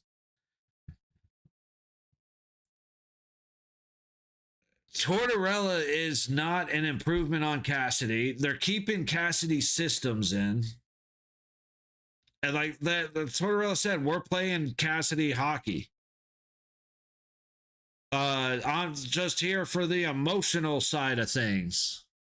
How often do I stream, Jordan? I stream every Golden Knights game, and I try to do another game, a couple more games a week. Lately, the games just haven't been interesting, but as we get closer to the playoffs, they'll get a lot more important.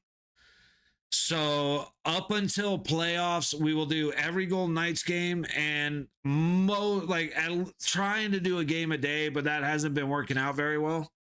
Once we hit playoffs, I will be here for every single game. Whether the Knights make it or not, every single playoff game, we will be right here live, good to go. Now I'm fine from the we make a case that management of the Golden Knights has been responsible for lack of playoff success for 24 to 24. Yeah, now you can't play. I'll watch the rest of this. And David, we're fans. Everybody here is a fan. And one thing I can't stand on like social media and shit is people saying, "Oh, no confidence or no this, you're talking shit. Some fan you are." And it's like, bro, if you only ever have good things to say about something, you are not a fan. You are a consumer. I will bitch and moan and complain and whine and cuss and swear. I will be here for every game. I am a Golden Knights fan. I am a diehards fan. I just spent 20 years being I've been a Miami Hurricane fan since I was born. College football. I've been going to football games or Miami Hurricane games in the Orange Bowl since I was 2 years old. I spent 20 years watching them be fucking miserable. I can put up with a couple of years of my Golden Knights being miserable, but I am going to bitch and moan the entire time because it's the only thing that I can do. Plan on watching I didn't even see the rest of that. Plan on watching the rest of the game from my bedroom. Yeah, no, it's last season. Florida is the best team in the NHL. This season, they're weak. No, you're absolutely right, but you're going to burn out. Like, that's the thing about hockey. The Stanley Cup is the hardest trophy to win in sports. I will absolutely say that 1,000% every time. And 2 years, so think about it, 2 years, you're playing 160 or 82 games a year, so 164 games, plus the 20 to 30 that you need to make it through the playoffs. Well, the 15 to 25, usually around 20 you need there. So now 164, you're getting up to almost 200 games over the course of 600 days, and you're getting the ever-loving shit beat out of you. 700 days, and you're getting that ever-loving shit beat out of you the whole time. Guys are getting hurt. Everything that didn't heal from last year gets reactivated this year, and hockey it's very difficult to repeat, let alone three-peat, because it's such an abuse on the body. See, I'll never hockey fan, but when Vegas got a team outside. See, Jules, I love stuff like that. Everybody's like, oh, fucking Vegas hockey fan. Like, you don't know shit about hockey until Vegas came here. It's like, okay. And, yeah, now more people love hockey. How is that not better? Fucking asshole. But no, I love when it's like, oh, Vegas got a team and I started to learn hockey. It's like, that's great. I love that. Whole team is injured. Yeah. Florida, if I was a Florida fan, I'd be just fine with this. You kind of have to be. Got a 5 run the year before. Don't forget that one. Yeah, that's true. They lose to Vegas in the finals, win it back to back, suck on this year. You get burnt out. That's just a matter of fact. And that's basically, that's what's gonna happen. But hey guys, we actually, since we have a minute, I'm gonna sneak out for a little bit. Y'all know the drill. This is the time to grab a drink, grab a snack, grab the spouse, grab some smoke, whatever you guys going. Light them if you got them. Just gonna take a few minutes. I gotta let this chat has been way more active than I'm used to, and it has been amazing, and I greatly appreciate you guys. This has been so much fun, but I'm not used to it. So I want to enjoy the third period, hopefully not lose my voice in the process. So like normal, we're going to take a few minutes here. Like I said, go grab a snack or a drink or something, and we'll come and hang out. Here, let me bring this game back up, actually, and then we'll come and hang out, hopefully make it for the third period of one of these other games. And then we'll hang out for the start of number 3 here. So again, love you guys, appreciate you hanging out. Just take a few minutes. Remember, you got a team like hockey will never work in the desert. Yeah, they're like, look at Arizona, nobody there likes hockey. It's like, yeah, but it is rare to find people in Vegas that were born in Vegas and have spent their life in Vegas. Vegas is a transient town. When you have a transient town, you get a bigger mix of people who like different shit. So football, baseball, hockey, basketball, it all works. See, Jules, but then you should know it's more and more rare. Well, we may be going the other way now, but most of the people that I meet moved from California. Like, I moved out here from Florida with my family when I was a kid. See, now you live in Cali, right? Okay.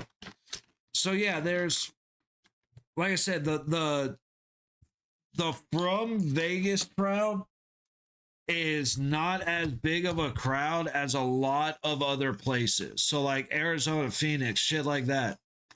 It doesn't work there as much because you're getting Phoenix people. In Vegas, you're getting everybody. And like I said, so it just, we're not we're not filling a 50,000 seat arena for hockey, but we don't need to because average attendance is like 16,000. You know what I mean? So we've got 1.5 million or 2 million people, whatever we're up to now. They're all from all over the fucking place, all over the world, all over the country. And so when hockey opens up here, you've got, one of my dad's close friends has a Chicago Blackhawks tattoo on the back of his calf. Well, when Vegas came out, he went and got the Vegas Star on his other calf. So even though he's a diehard Chicago fan, he's from Chicago, he's a big Blackhawks guy. Well, now I have 2 teams because now the city I'm in and have been in for 20 years has a team. And so that's the difference. Also, we didn't move the team. If we took Coyotes into Vegas, it wouldn't have had the impact. And it wouldn't have had the impact because it's not a homegrown, it wouldn't have been Vegas born. It would have been Vegas moved to from Phoenix type of thing. 11 game ice pack holder here in Vancouver. Oh, okay. Stadium series. Now I've been on board with the team since they came into the league. Nice. Okay. There you go. See, like I said, it's Vegas. Vegas was such an oddity in sports, and that's about all I can label them as. And a lot of the love from the city had to do with Route 91. The city needed something to rally behind, and the Golden Knights became that thing. And then once they made it into the playoffs and they were successful, how do you not watch the story? How do you not like have a romance about that, whether you know hockey or not? You know, Lauren Brossois, dude, that's awesome, Anthony. Hell yeah. Denny is faded. So, it's gone, dude. It stopped existing once we won the cup. This game they ever played in Vancouver? No shit, dude. That's awesome, Anthony. Fuck yeah. See, like I said, Vegas is an anomaly. The Golden Knights are an absolute anomaly in sports. They really are. But hey, guys, I stayed and hung out. Give me a couple of minutes. I need to hit the head. I need to grab a drink. This story was something that was so awesome. Stone's first goal with the team in Vancouver. See, dude, these are fucking awesome stories. But guys, we're gonna go to music for a minute. I do have to get up and go do this shit real quick. I'm gonna piss myself. Grab some water. Like I said, good time to grab a drink, grab a snack, grab the spouse, enjoy yourselves. I'll be talk amongst each other. I'll be back as soon as possible. Give me like 5-6 minutes.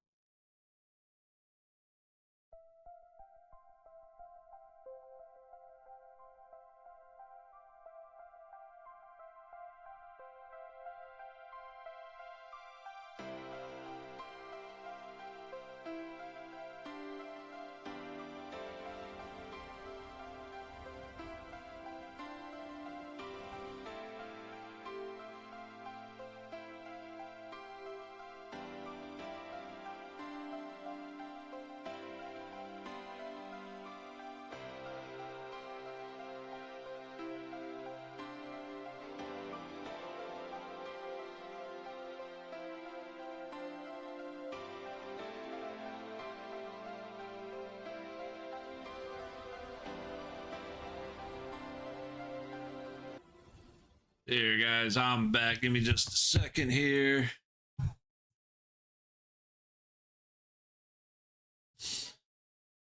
Oh, yeah. Oh, let me. Oh, there it is. Oh. Yeah, it's going to the game, and I didn't get to do anything in 2003. However, my dad went down. My dad was in T-Mobile Plaza during or when they actually won in game 5. My dad was in T-Mobile Plaza. Ever wear a jersey on stream? I do. It's not, I usually do it like first game and Golden Knights playoffs games. But the only reason is because the crest is so stiff that sitting here, it's like shoves up into me.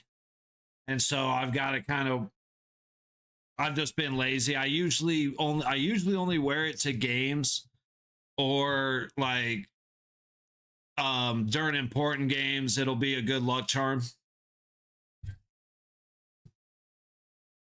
But like if we make it to the playoffs, I'll rock it for sure. If we get to a game where it's we either win or we don't make it, then I'll be rocking it just as a good luck charm.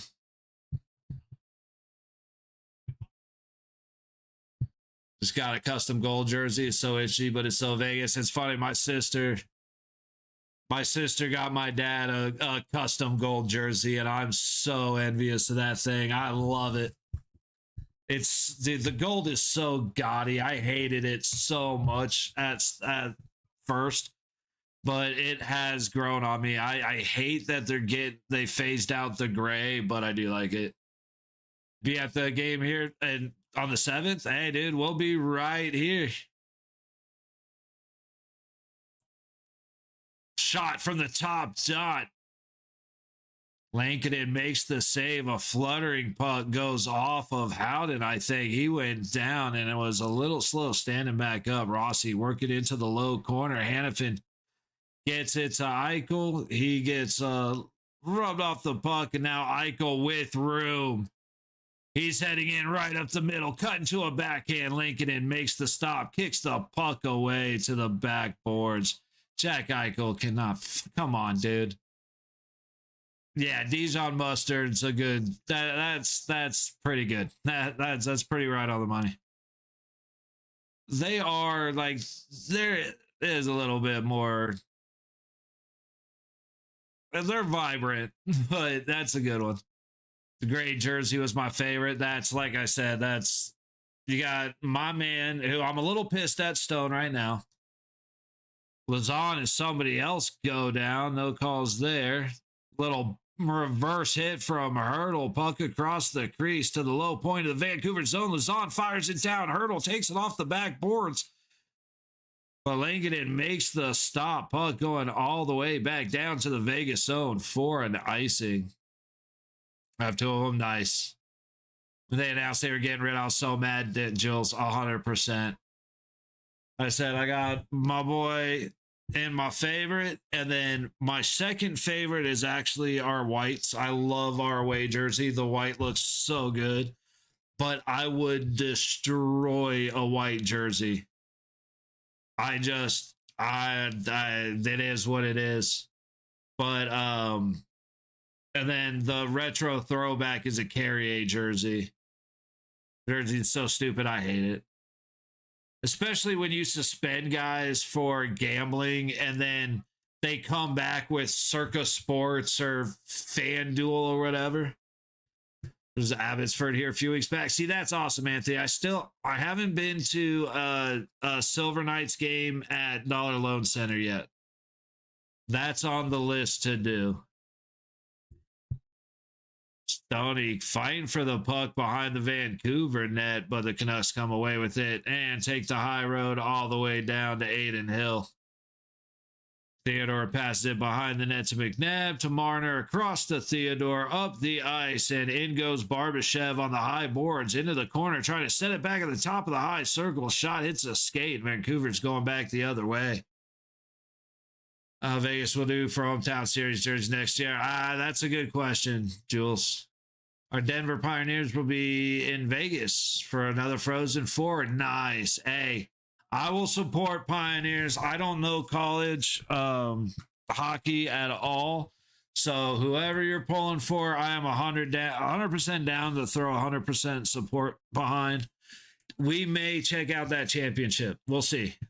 See how the schedule works out and how I'm feeling. But I've caught a little bit of hockey lately, or a little bit of college hockey lately, and it's catching my attention. It is just, I do have a problem. Like, I like the fast pace, and it just slows down just enough to where my brain wanders a little. Oh, no shit, dude. See, Anthony, you just, man, you know everybody. You got all the fucking connections. That's cool, man. Like, that's awesome. And you're a Vegas fan. Denver is a good city. It's been a long time since I've been to Denver, but definitely I used to love Breckenridge a lot. Going to the Stadium Series in Dallas, dude, that's awesome, Jules. Oh, but Mel, keep us posted on the Final Four and championship and stuff, because I will forget, but I do kind of want to check out the final game. Or at least, I don't know if it's a series. I think it's single game, right? I do want to check that out. Got that up on the night, dude. That would have been awesome. You know, Vancouver with a shot from outside the low circle, stopped by the left pad of Hill, and now you get another little group up on the low boards. Couple guys going at it as Dorofeyev goes skating into the Vancouver zone. But no, the Stadium Series would be sick.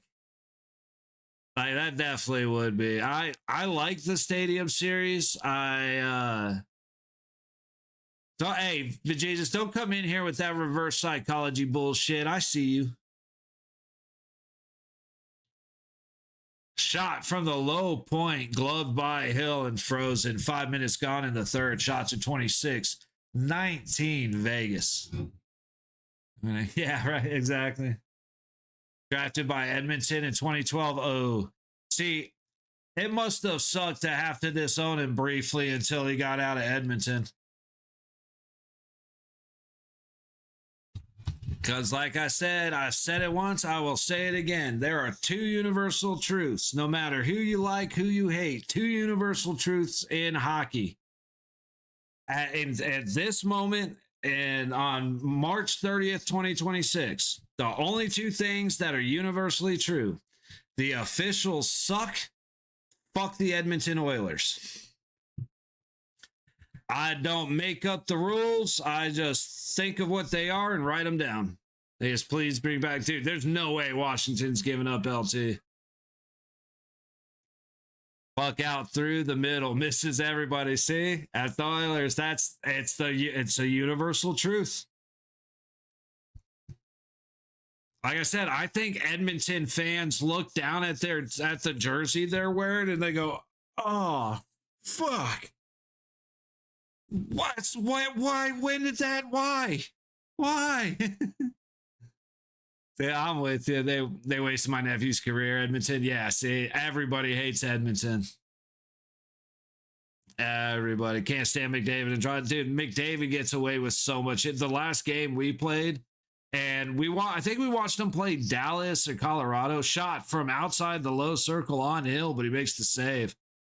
Puck back the other way. Dorofeyev trying to make a play, but he hits the ice. The ice in Vegas the last 3 games has been bad. Guys have been tripping over empty space in the blue line. Went to St. Louis, right. Oh, Barbashev with a hard shot stopped by Lankinen, and he will freeze it. Right on in. That's cool, man. Anybody that gets to do anything with professional sports, I'm named after a guy. And his son, one of my dad's best friends, at least partially, as far as I know. And his son played for the Mets at one point. I gotta follow up and see whatever happened. That was many, many years ago. But all that stuff is just, it's incredible to get to that level. He just finished his career in Sweden. Man, get a little bit of taste of everything across the board. It sounds like an interesting way. It sounds like an interesting way to spend a hockey career. You know what I mean? But he's in Henderson. Oh, right on. Who over in Henderson? Lots of politics in the NHL, dude. Lots of politics in all sports. Dude, there was politics in Little League, bro.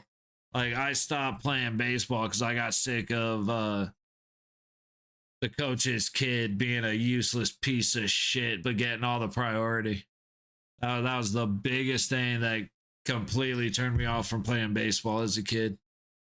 So I definitely agree with you on that. A lot of politics. Same, Jules. Like, unfortunately, the only thing to say is it is what it is. As much as that sucks, it is what it is. It was just considered too small for the bigs. Unfortunately, that's the exact same response that I have that I just gave, man. That's one of those things where it is what it is. Size, I'm a 5'9", 195 D-man. That's a stout. I mean, that 195 is a stout 5'9", but that's on the small side. That's just unfortunate. I just felt bad that I got more playing time over everyone. See, as long as you're the better player, then that's not okay. Where's the penalty for the holding right there?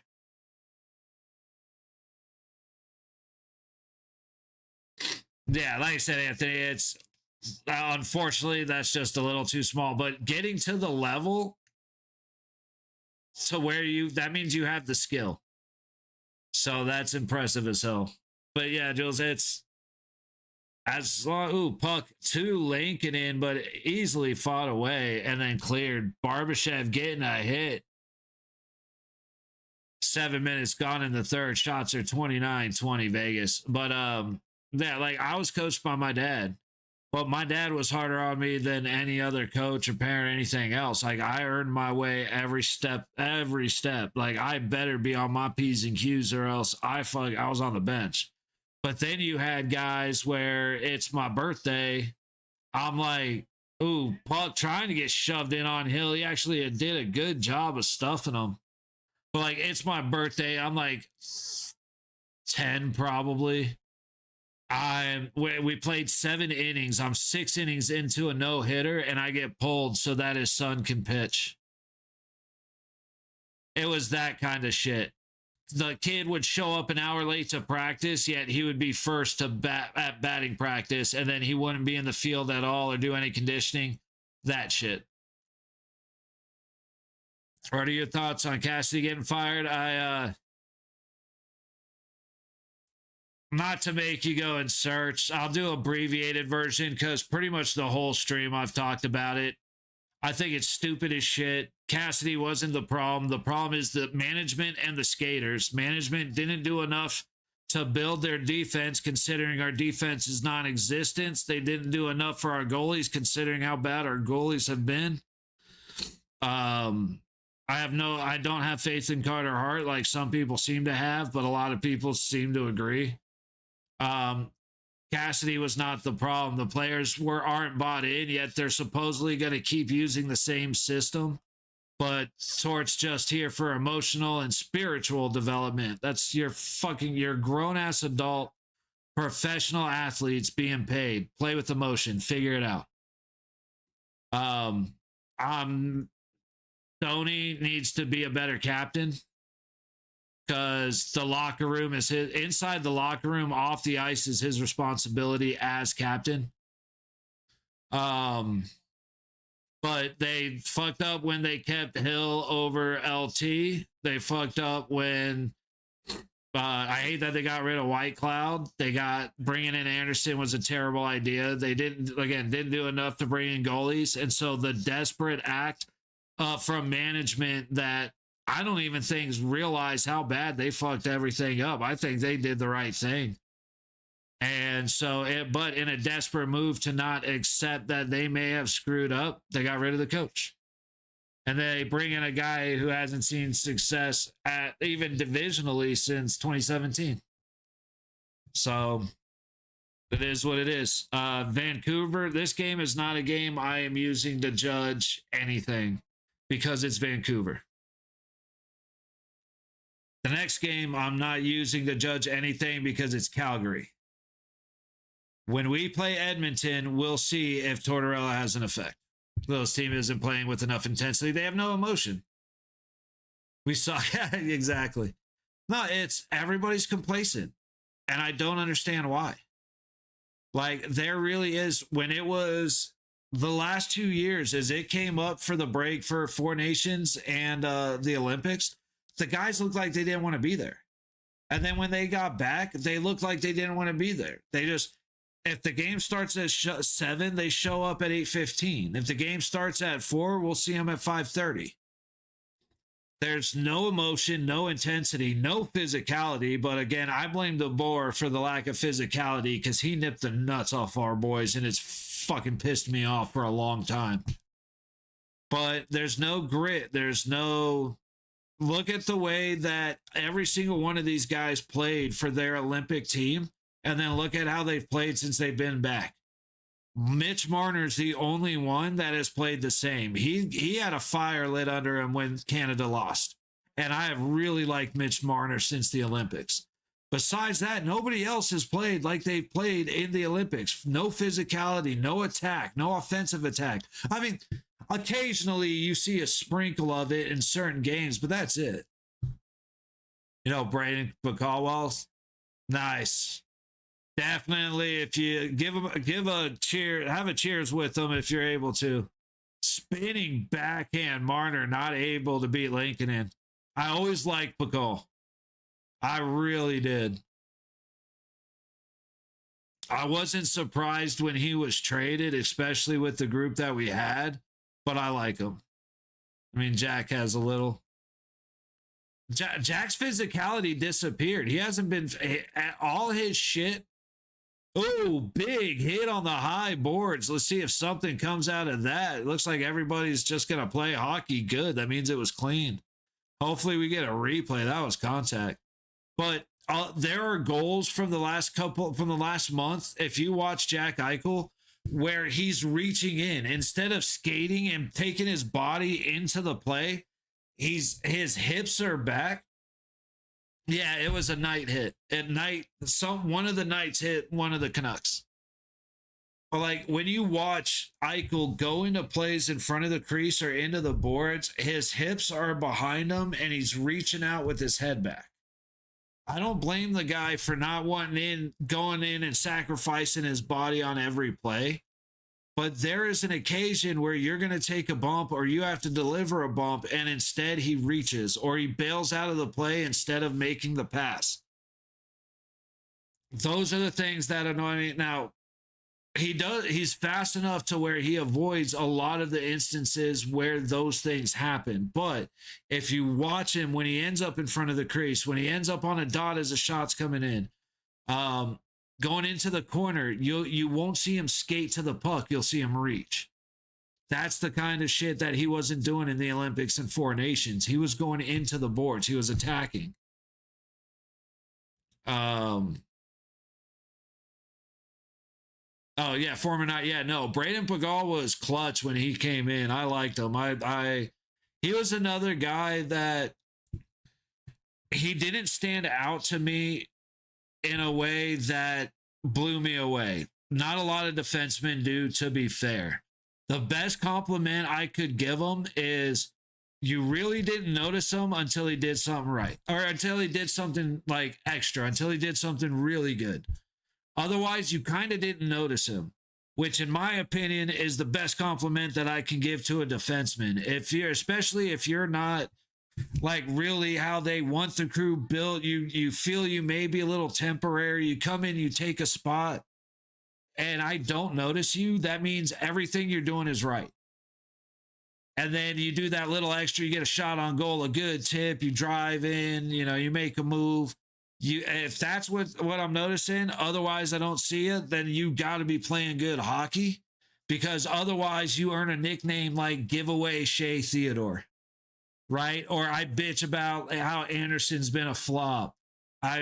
Petrangelo is the biggest waste of money in Vegas in a long time. Like, Petro is still a Knight, Jules. As far as I know, he was still on the contract. Or he was still listed as a Knight. I don't know what ended up happening with that because because of his guarantee. So I don't know the intricate details of his contract, so I'm not sure how positive I am about that. But it was a big question whether Petro would ever play this year, and it was because of his hit to the salary cap. And he decided he wasn't going to play, but he was still listed as IR or something. It's a little confusing.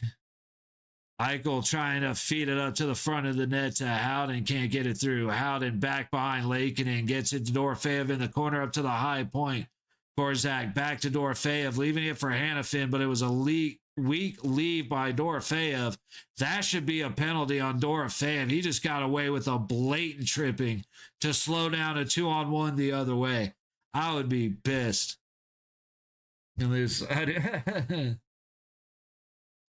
How he didn't end up signing a long-term deal in St. Louis. Yeah, right.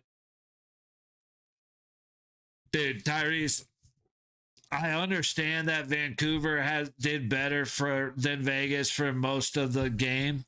However, just speaking to statistically, by betting line, by just ranking, to be surprised that they're gonna lose that's a little bit much. Like, I think you had to bet $100 to win 5. Like, that should tell you something. Like, if you bet the Gold Knights,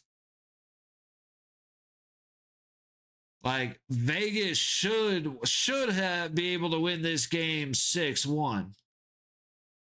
Again, we started the beginning of the game. Should, could, what's going to happen? But keep in mind, Tyrese, there's still 7 minutes and 40 seconds left. Wrap around for Sissons. He couldn't score. Jesus Christ. Actually, he had a chance there since it wasn't a breakaway. Trying to cut through the center. Puck makes it all the way to Hill, but he swats it back out through neutral. Hey, I say it all the time. With all the predictions, guesses, shit talking, celebrating, being depressed, all that shit. Hockey games are 60 minutes long. They're 60 minutes long for a reason. Rossi into the zone, makes the pass over, shot wide of the net, but Hilly swats it away with the blocker, and now Colasar trying to get a step, shoots, and is fought off by Lankinen. Anderson across the blue line, Hanifin to the middle, pass down to Colasar on the low boards. Cole Smith trying to come down and give a hand. He gets it through to Hanifin, who puts it on net. Lankinen will glove and freeze it. 6:37 to go in the third. Shots are 32-22. All right, so just good time to say, it's like, if you guys aren't subbed already, that's the easiest way to know if we're going live that day. Again, all Vegas games, trying to do more hockey on the days Vegas doesn't play. It's just been kind of weird, school start and shit like that. So all the Vegas games, and then just keep an eye out. And then again, once the playoffs hit, every single day for a couple of weeks, we'll be watching hockey. Taking a look real quick, because Vegas doesn't play again until Thursday. So take a moment and we'll look at tomorrow and Wednesday. I think tomorrow we may watch the Stars and the Bruins, or the Canadians and the Lightning. And then Wednesday we'll see what's going on, because those games suck. Ball will do well there, yeah. But it's going to be exactly what the Golden Knights have become. It's going to be a tourist attraction. But baseball's massive, and people want a reason to come to Vegas. So yeah, baseball and basketball will do well just about anywhere you go, as long as the team's worth watching or they play people worth watching. Let's hate watch the Stars together. You probably won't enjoy them playing Boston. I'm just going to say, but you know what, Mel? You got it. We'll watch Dallas and Boston tomorrow. 4 o'clock, 4 p.m. Jonathan, yeah, I'm not going to lie. As soon as I read Hate Watch, I kind of got to dig it. I dig it. So Mel beat you to it, but you guys want me to watch the Stars? We'll hang out and watch the Stars. They just have a baseball team. They are building the stadium right now, Jesus. The Oakland A's are moving to Vegas. They're about to get a baseball team here in Vancouver. That would be cool. It's, pro sports are great, dude. As long as the teams take care of the locals, so the locals want to go, it's awesome. Don't do what the Knights did, which is make tall boy beers $20 a piece and standing room tickets from $39 to $80.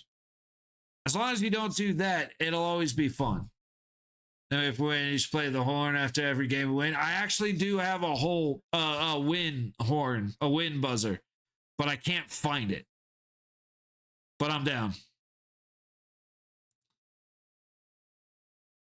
Hannafin back into his own zone, feeds it across the ice. It's picked off, trying to make the move. Free roll, but tie up on the backside. He should have shot that puck. Guy had all the time in the world looking for the extra pass across the crease.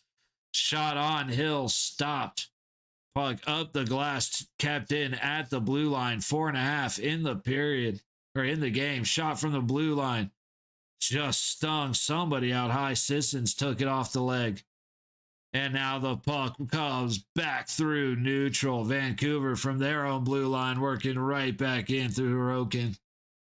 And Korzak retrieves it, takes a hard hit, but gets it out of the zone. No icing. VGK game I went to this year was in LA when Stoney had the game winner. See, how do you, it's a line from Moneyball about baseball, but it's just, how can you not be romantic about hockey? Like, dude, that I'm not surprised at all that would be the best game, Jules. That's awesome. Especially with Stoney being hurt, missing a bunch of time, this, that, the other, and then there's your boy just winning the game. Captain being the captain. It's awesome. I love stories like that. Turned out to be a really good game. It did, Anthony. Unfortunately, but Jesus cursed us with this being a good game. Motherfucker. But you were right, buddy. And hey, I do want to be clear. When Jesus said it should be a good game, I said no, it shouldn't. But it's 50-50. I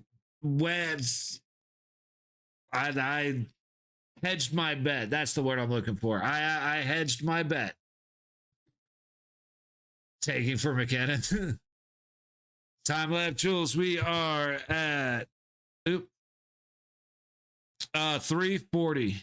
They just hit commercial break. 3:40 to go in the third. We will start dialing in on the plays, on what's happening. I do have empty net ready to go. I'm not gonna. I was looking forward to getting this. I always look forward to going to the gym after the stream, but the wind's blowing at like 20-something miles an hour, and it's 9:30. I really don't want to go. I have to get off my fat ass and talk myself into it. Like, we won't end up getting them. Okay.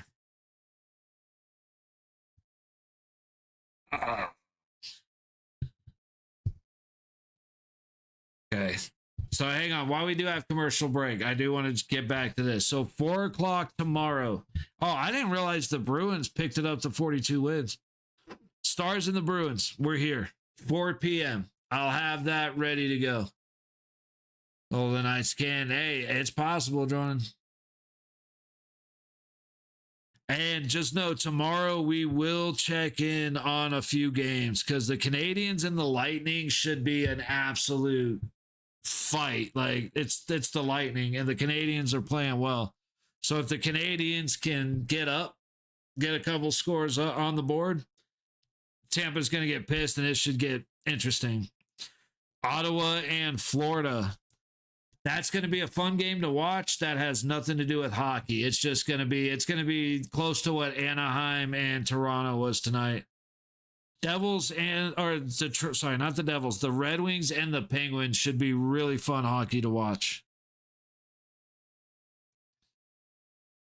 And I refuse to hate watch the Oilers, but it's Costco night tomorrow anyway. That's why I don't mind hopping on for a 4 o'clock game.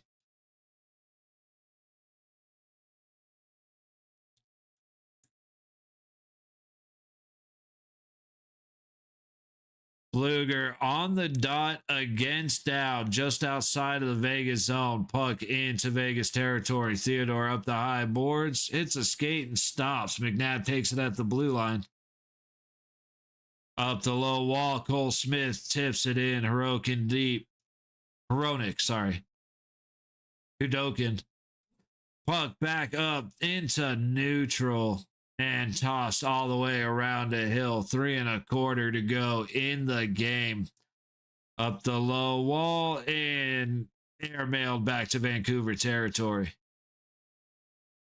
3 minutes to go in the period. Look for about the next 30 seconds to a minute for Lankinen to be getting pulled. Up the low board, sent back in from the low point to the high wall.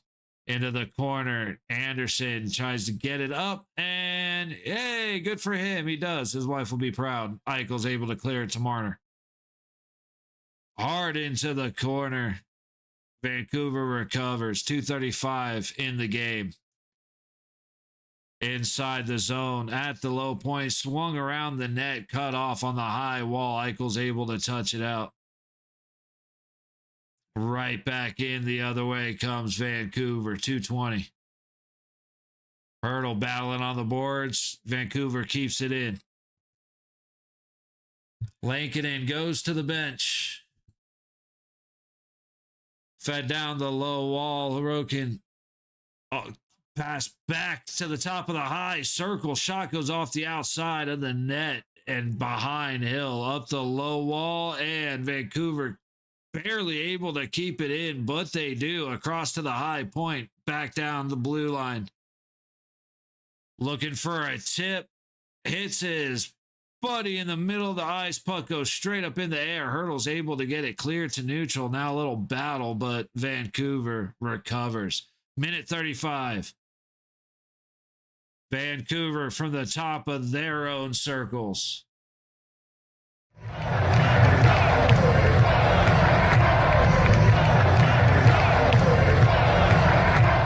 I forgot I had that. Vancouver into the zone. Dowd on the low boards. Makes the pass out. And Vegas sends it all the way down. No icing. Dowd with a backhand. And they finish him off.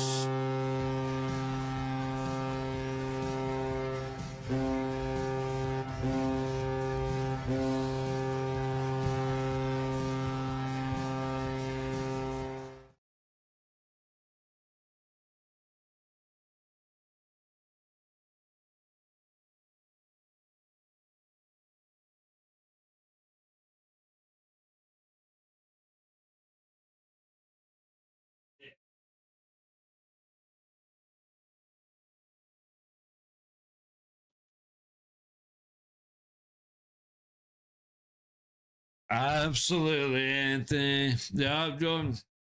There we go, guys. With a minute 9 on the clock. See, I wish I could play the song without you two being assholes.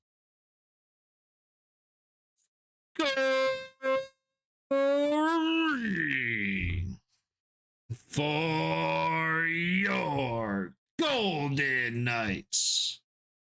With his 7th of the season and an empty net goal. Number 22, Cole Smith. With an assist from number 5, Jeremy Lazon. And a secondary assist from number 26, Nick Down.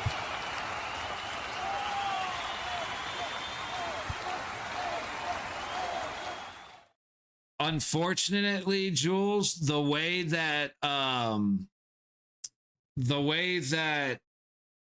copyright or fair use should work is not how it does work on YouTube.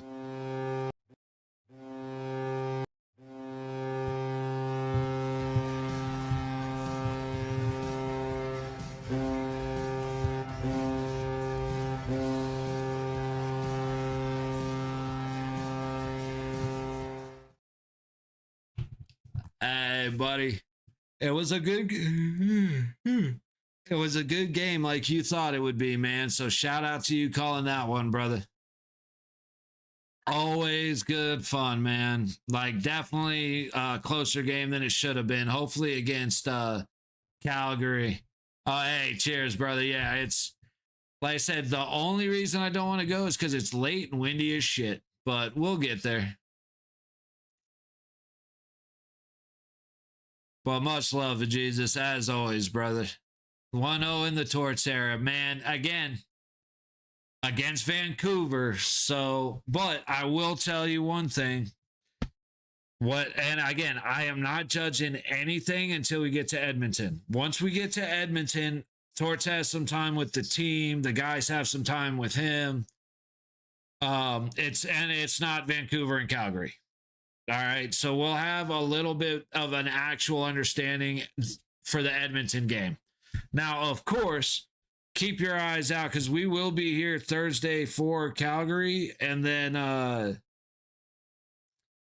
Thursday at 7 for Calgary, and then 7 on Saturday for Edmonton.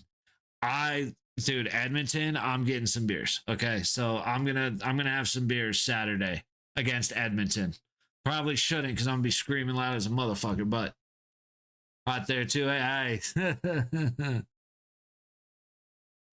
Drink with you, Jules? Hell yeah, let's do it. So let's plan on that, everybody. If you are a partaker on Saturday, 7 p.m. in Edmonton, we're gonna crack some open. I haven't drank in a while on stream. I usually have some bourbon, or not usually, but when I do drink, it's usually bourbon. So, right on. And pizza. Hey, we can figure out some pizza. I got some pick up some wings, dude. We're going to have ourselves a little party. We'll have ourselves a proper get together. Attaboy. You'll be in Edmonton on Saturday? Damn. Okay. Yeah, well, we'll be right here getting shitty if you'd like to join us. I can't wait. Oh, I know you'll join us. Let's go. Beer, pizza, and wings, Anthony. Let's do it. Let's do it right. So, yeah, everybody, let's plan on having some fun on Saturday. All right, cheers. Good night. ACT test tomorrow for me. Hey, Jonathan, good luck, buddy. Knock that shit out. Scored for the last VGK game of the season. Nice word. Well, hey, Jonathan, knock that shit out of the park, dude. Get some good sleep. Make sure you have a nice full stomach. Don't go eating a whole bunch of carbs so that you just feel like going to sleep. Get a nice little bit of carbs, maybe some fruit, some peanut butter, get some protein. Make sure you have a good breakfast. Clear your mind. You'll be fine, dude. Good luck on the ACT, brother. Join Saturday. Hey, cheers, Anthony. Guys, Jonathan, Jules, I know I'll see you guys tomorrow. But Jesus, I know you'll be here. Hope to see you too, Anthony. Even though I know we'll see you Saturday, possibly Thursday, we will be here tomorrow, 4 p.m. Pacific time, for the Dallas Stars in Boston against the Bruins. So keep an eye out for that one. I should have that marked so you'll know for sure we're going live tomorrow. Wednesday, we'll take a look. Thursday, you know we'll be here, and then plan for a good time on Saturday. Anthony, I look forward to seeing you there. Jonathan, Jules, with Jesus, Jordan, I look forward, as always, to seeing you guys next time. Much love, y'all. F the Dallas Stars forever. Mel, 100%. I know I can count on seeing you tomorrow. So mark it in the books. If you're not subbing is the best way to be notified when we go live. Of course, the night schedule And the playoff schedule is reliable as well. But for those extra games, that's the best way to go off. Signing off. Good night. Cheers, Anthony. Cheers, buddy. Again, Mel, Jonathan, Jules, with Jesus, joining everybody. Much love. Thank you for hanging out with me. Thank you for keeping the chat active. I say it way more often now. When the chat's going, it's a lot easier to have fun, talk, shoot the shit. Mark Orr. Hey, buddy, we pulled it off. All right. Hopefully we look better against Calgary, and then we have some good luck against Edmonton. But yeah, all you guys, much love. Thank you for hanging out, keeping the chat active again. It's a lot more fun. I love doing play-by-play. It's a lot more fun talking, shooting the shit. It really feels like it's just hanging out at the bar. And that's the whole goal. So much love, guys. Look forward to seeing you tomorrow. Good night. I was gonna throw it with something. White Cloud scoring a Hattie against us. Oh, what are you doing, man? Why would you just drop a vibe like that as we're leaving?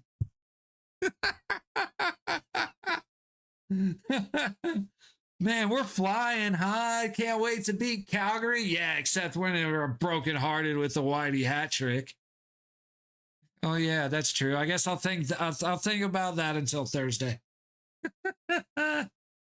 Of course, I'm kidding, buddy. But I am gonna get out of here. It is time to go get some food. Much love, guys. Again, hopefully I will see you tomorrow at 4. We'll win 4-3. We'll see, buddy. I hopefully we do a little bit better than that. But I'm out of here. See you guys tomorrow. If not, see you Thursday. If not, see you Saturday. That whole good thing. 4 o'clock tomorrow. Don't forget that. We're usually here, like lately we've been here at 7. We're here at 4 tomorrow. Getting ahead. I'll let you two yell at each other.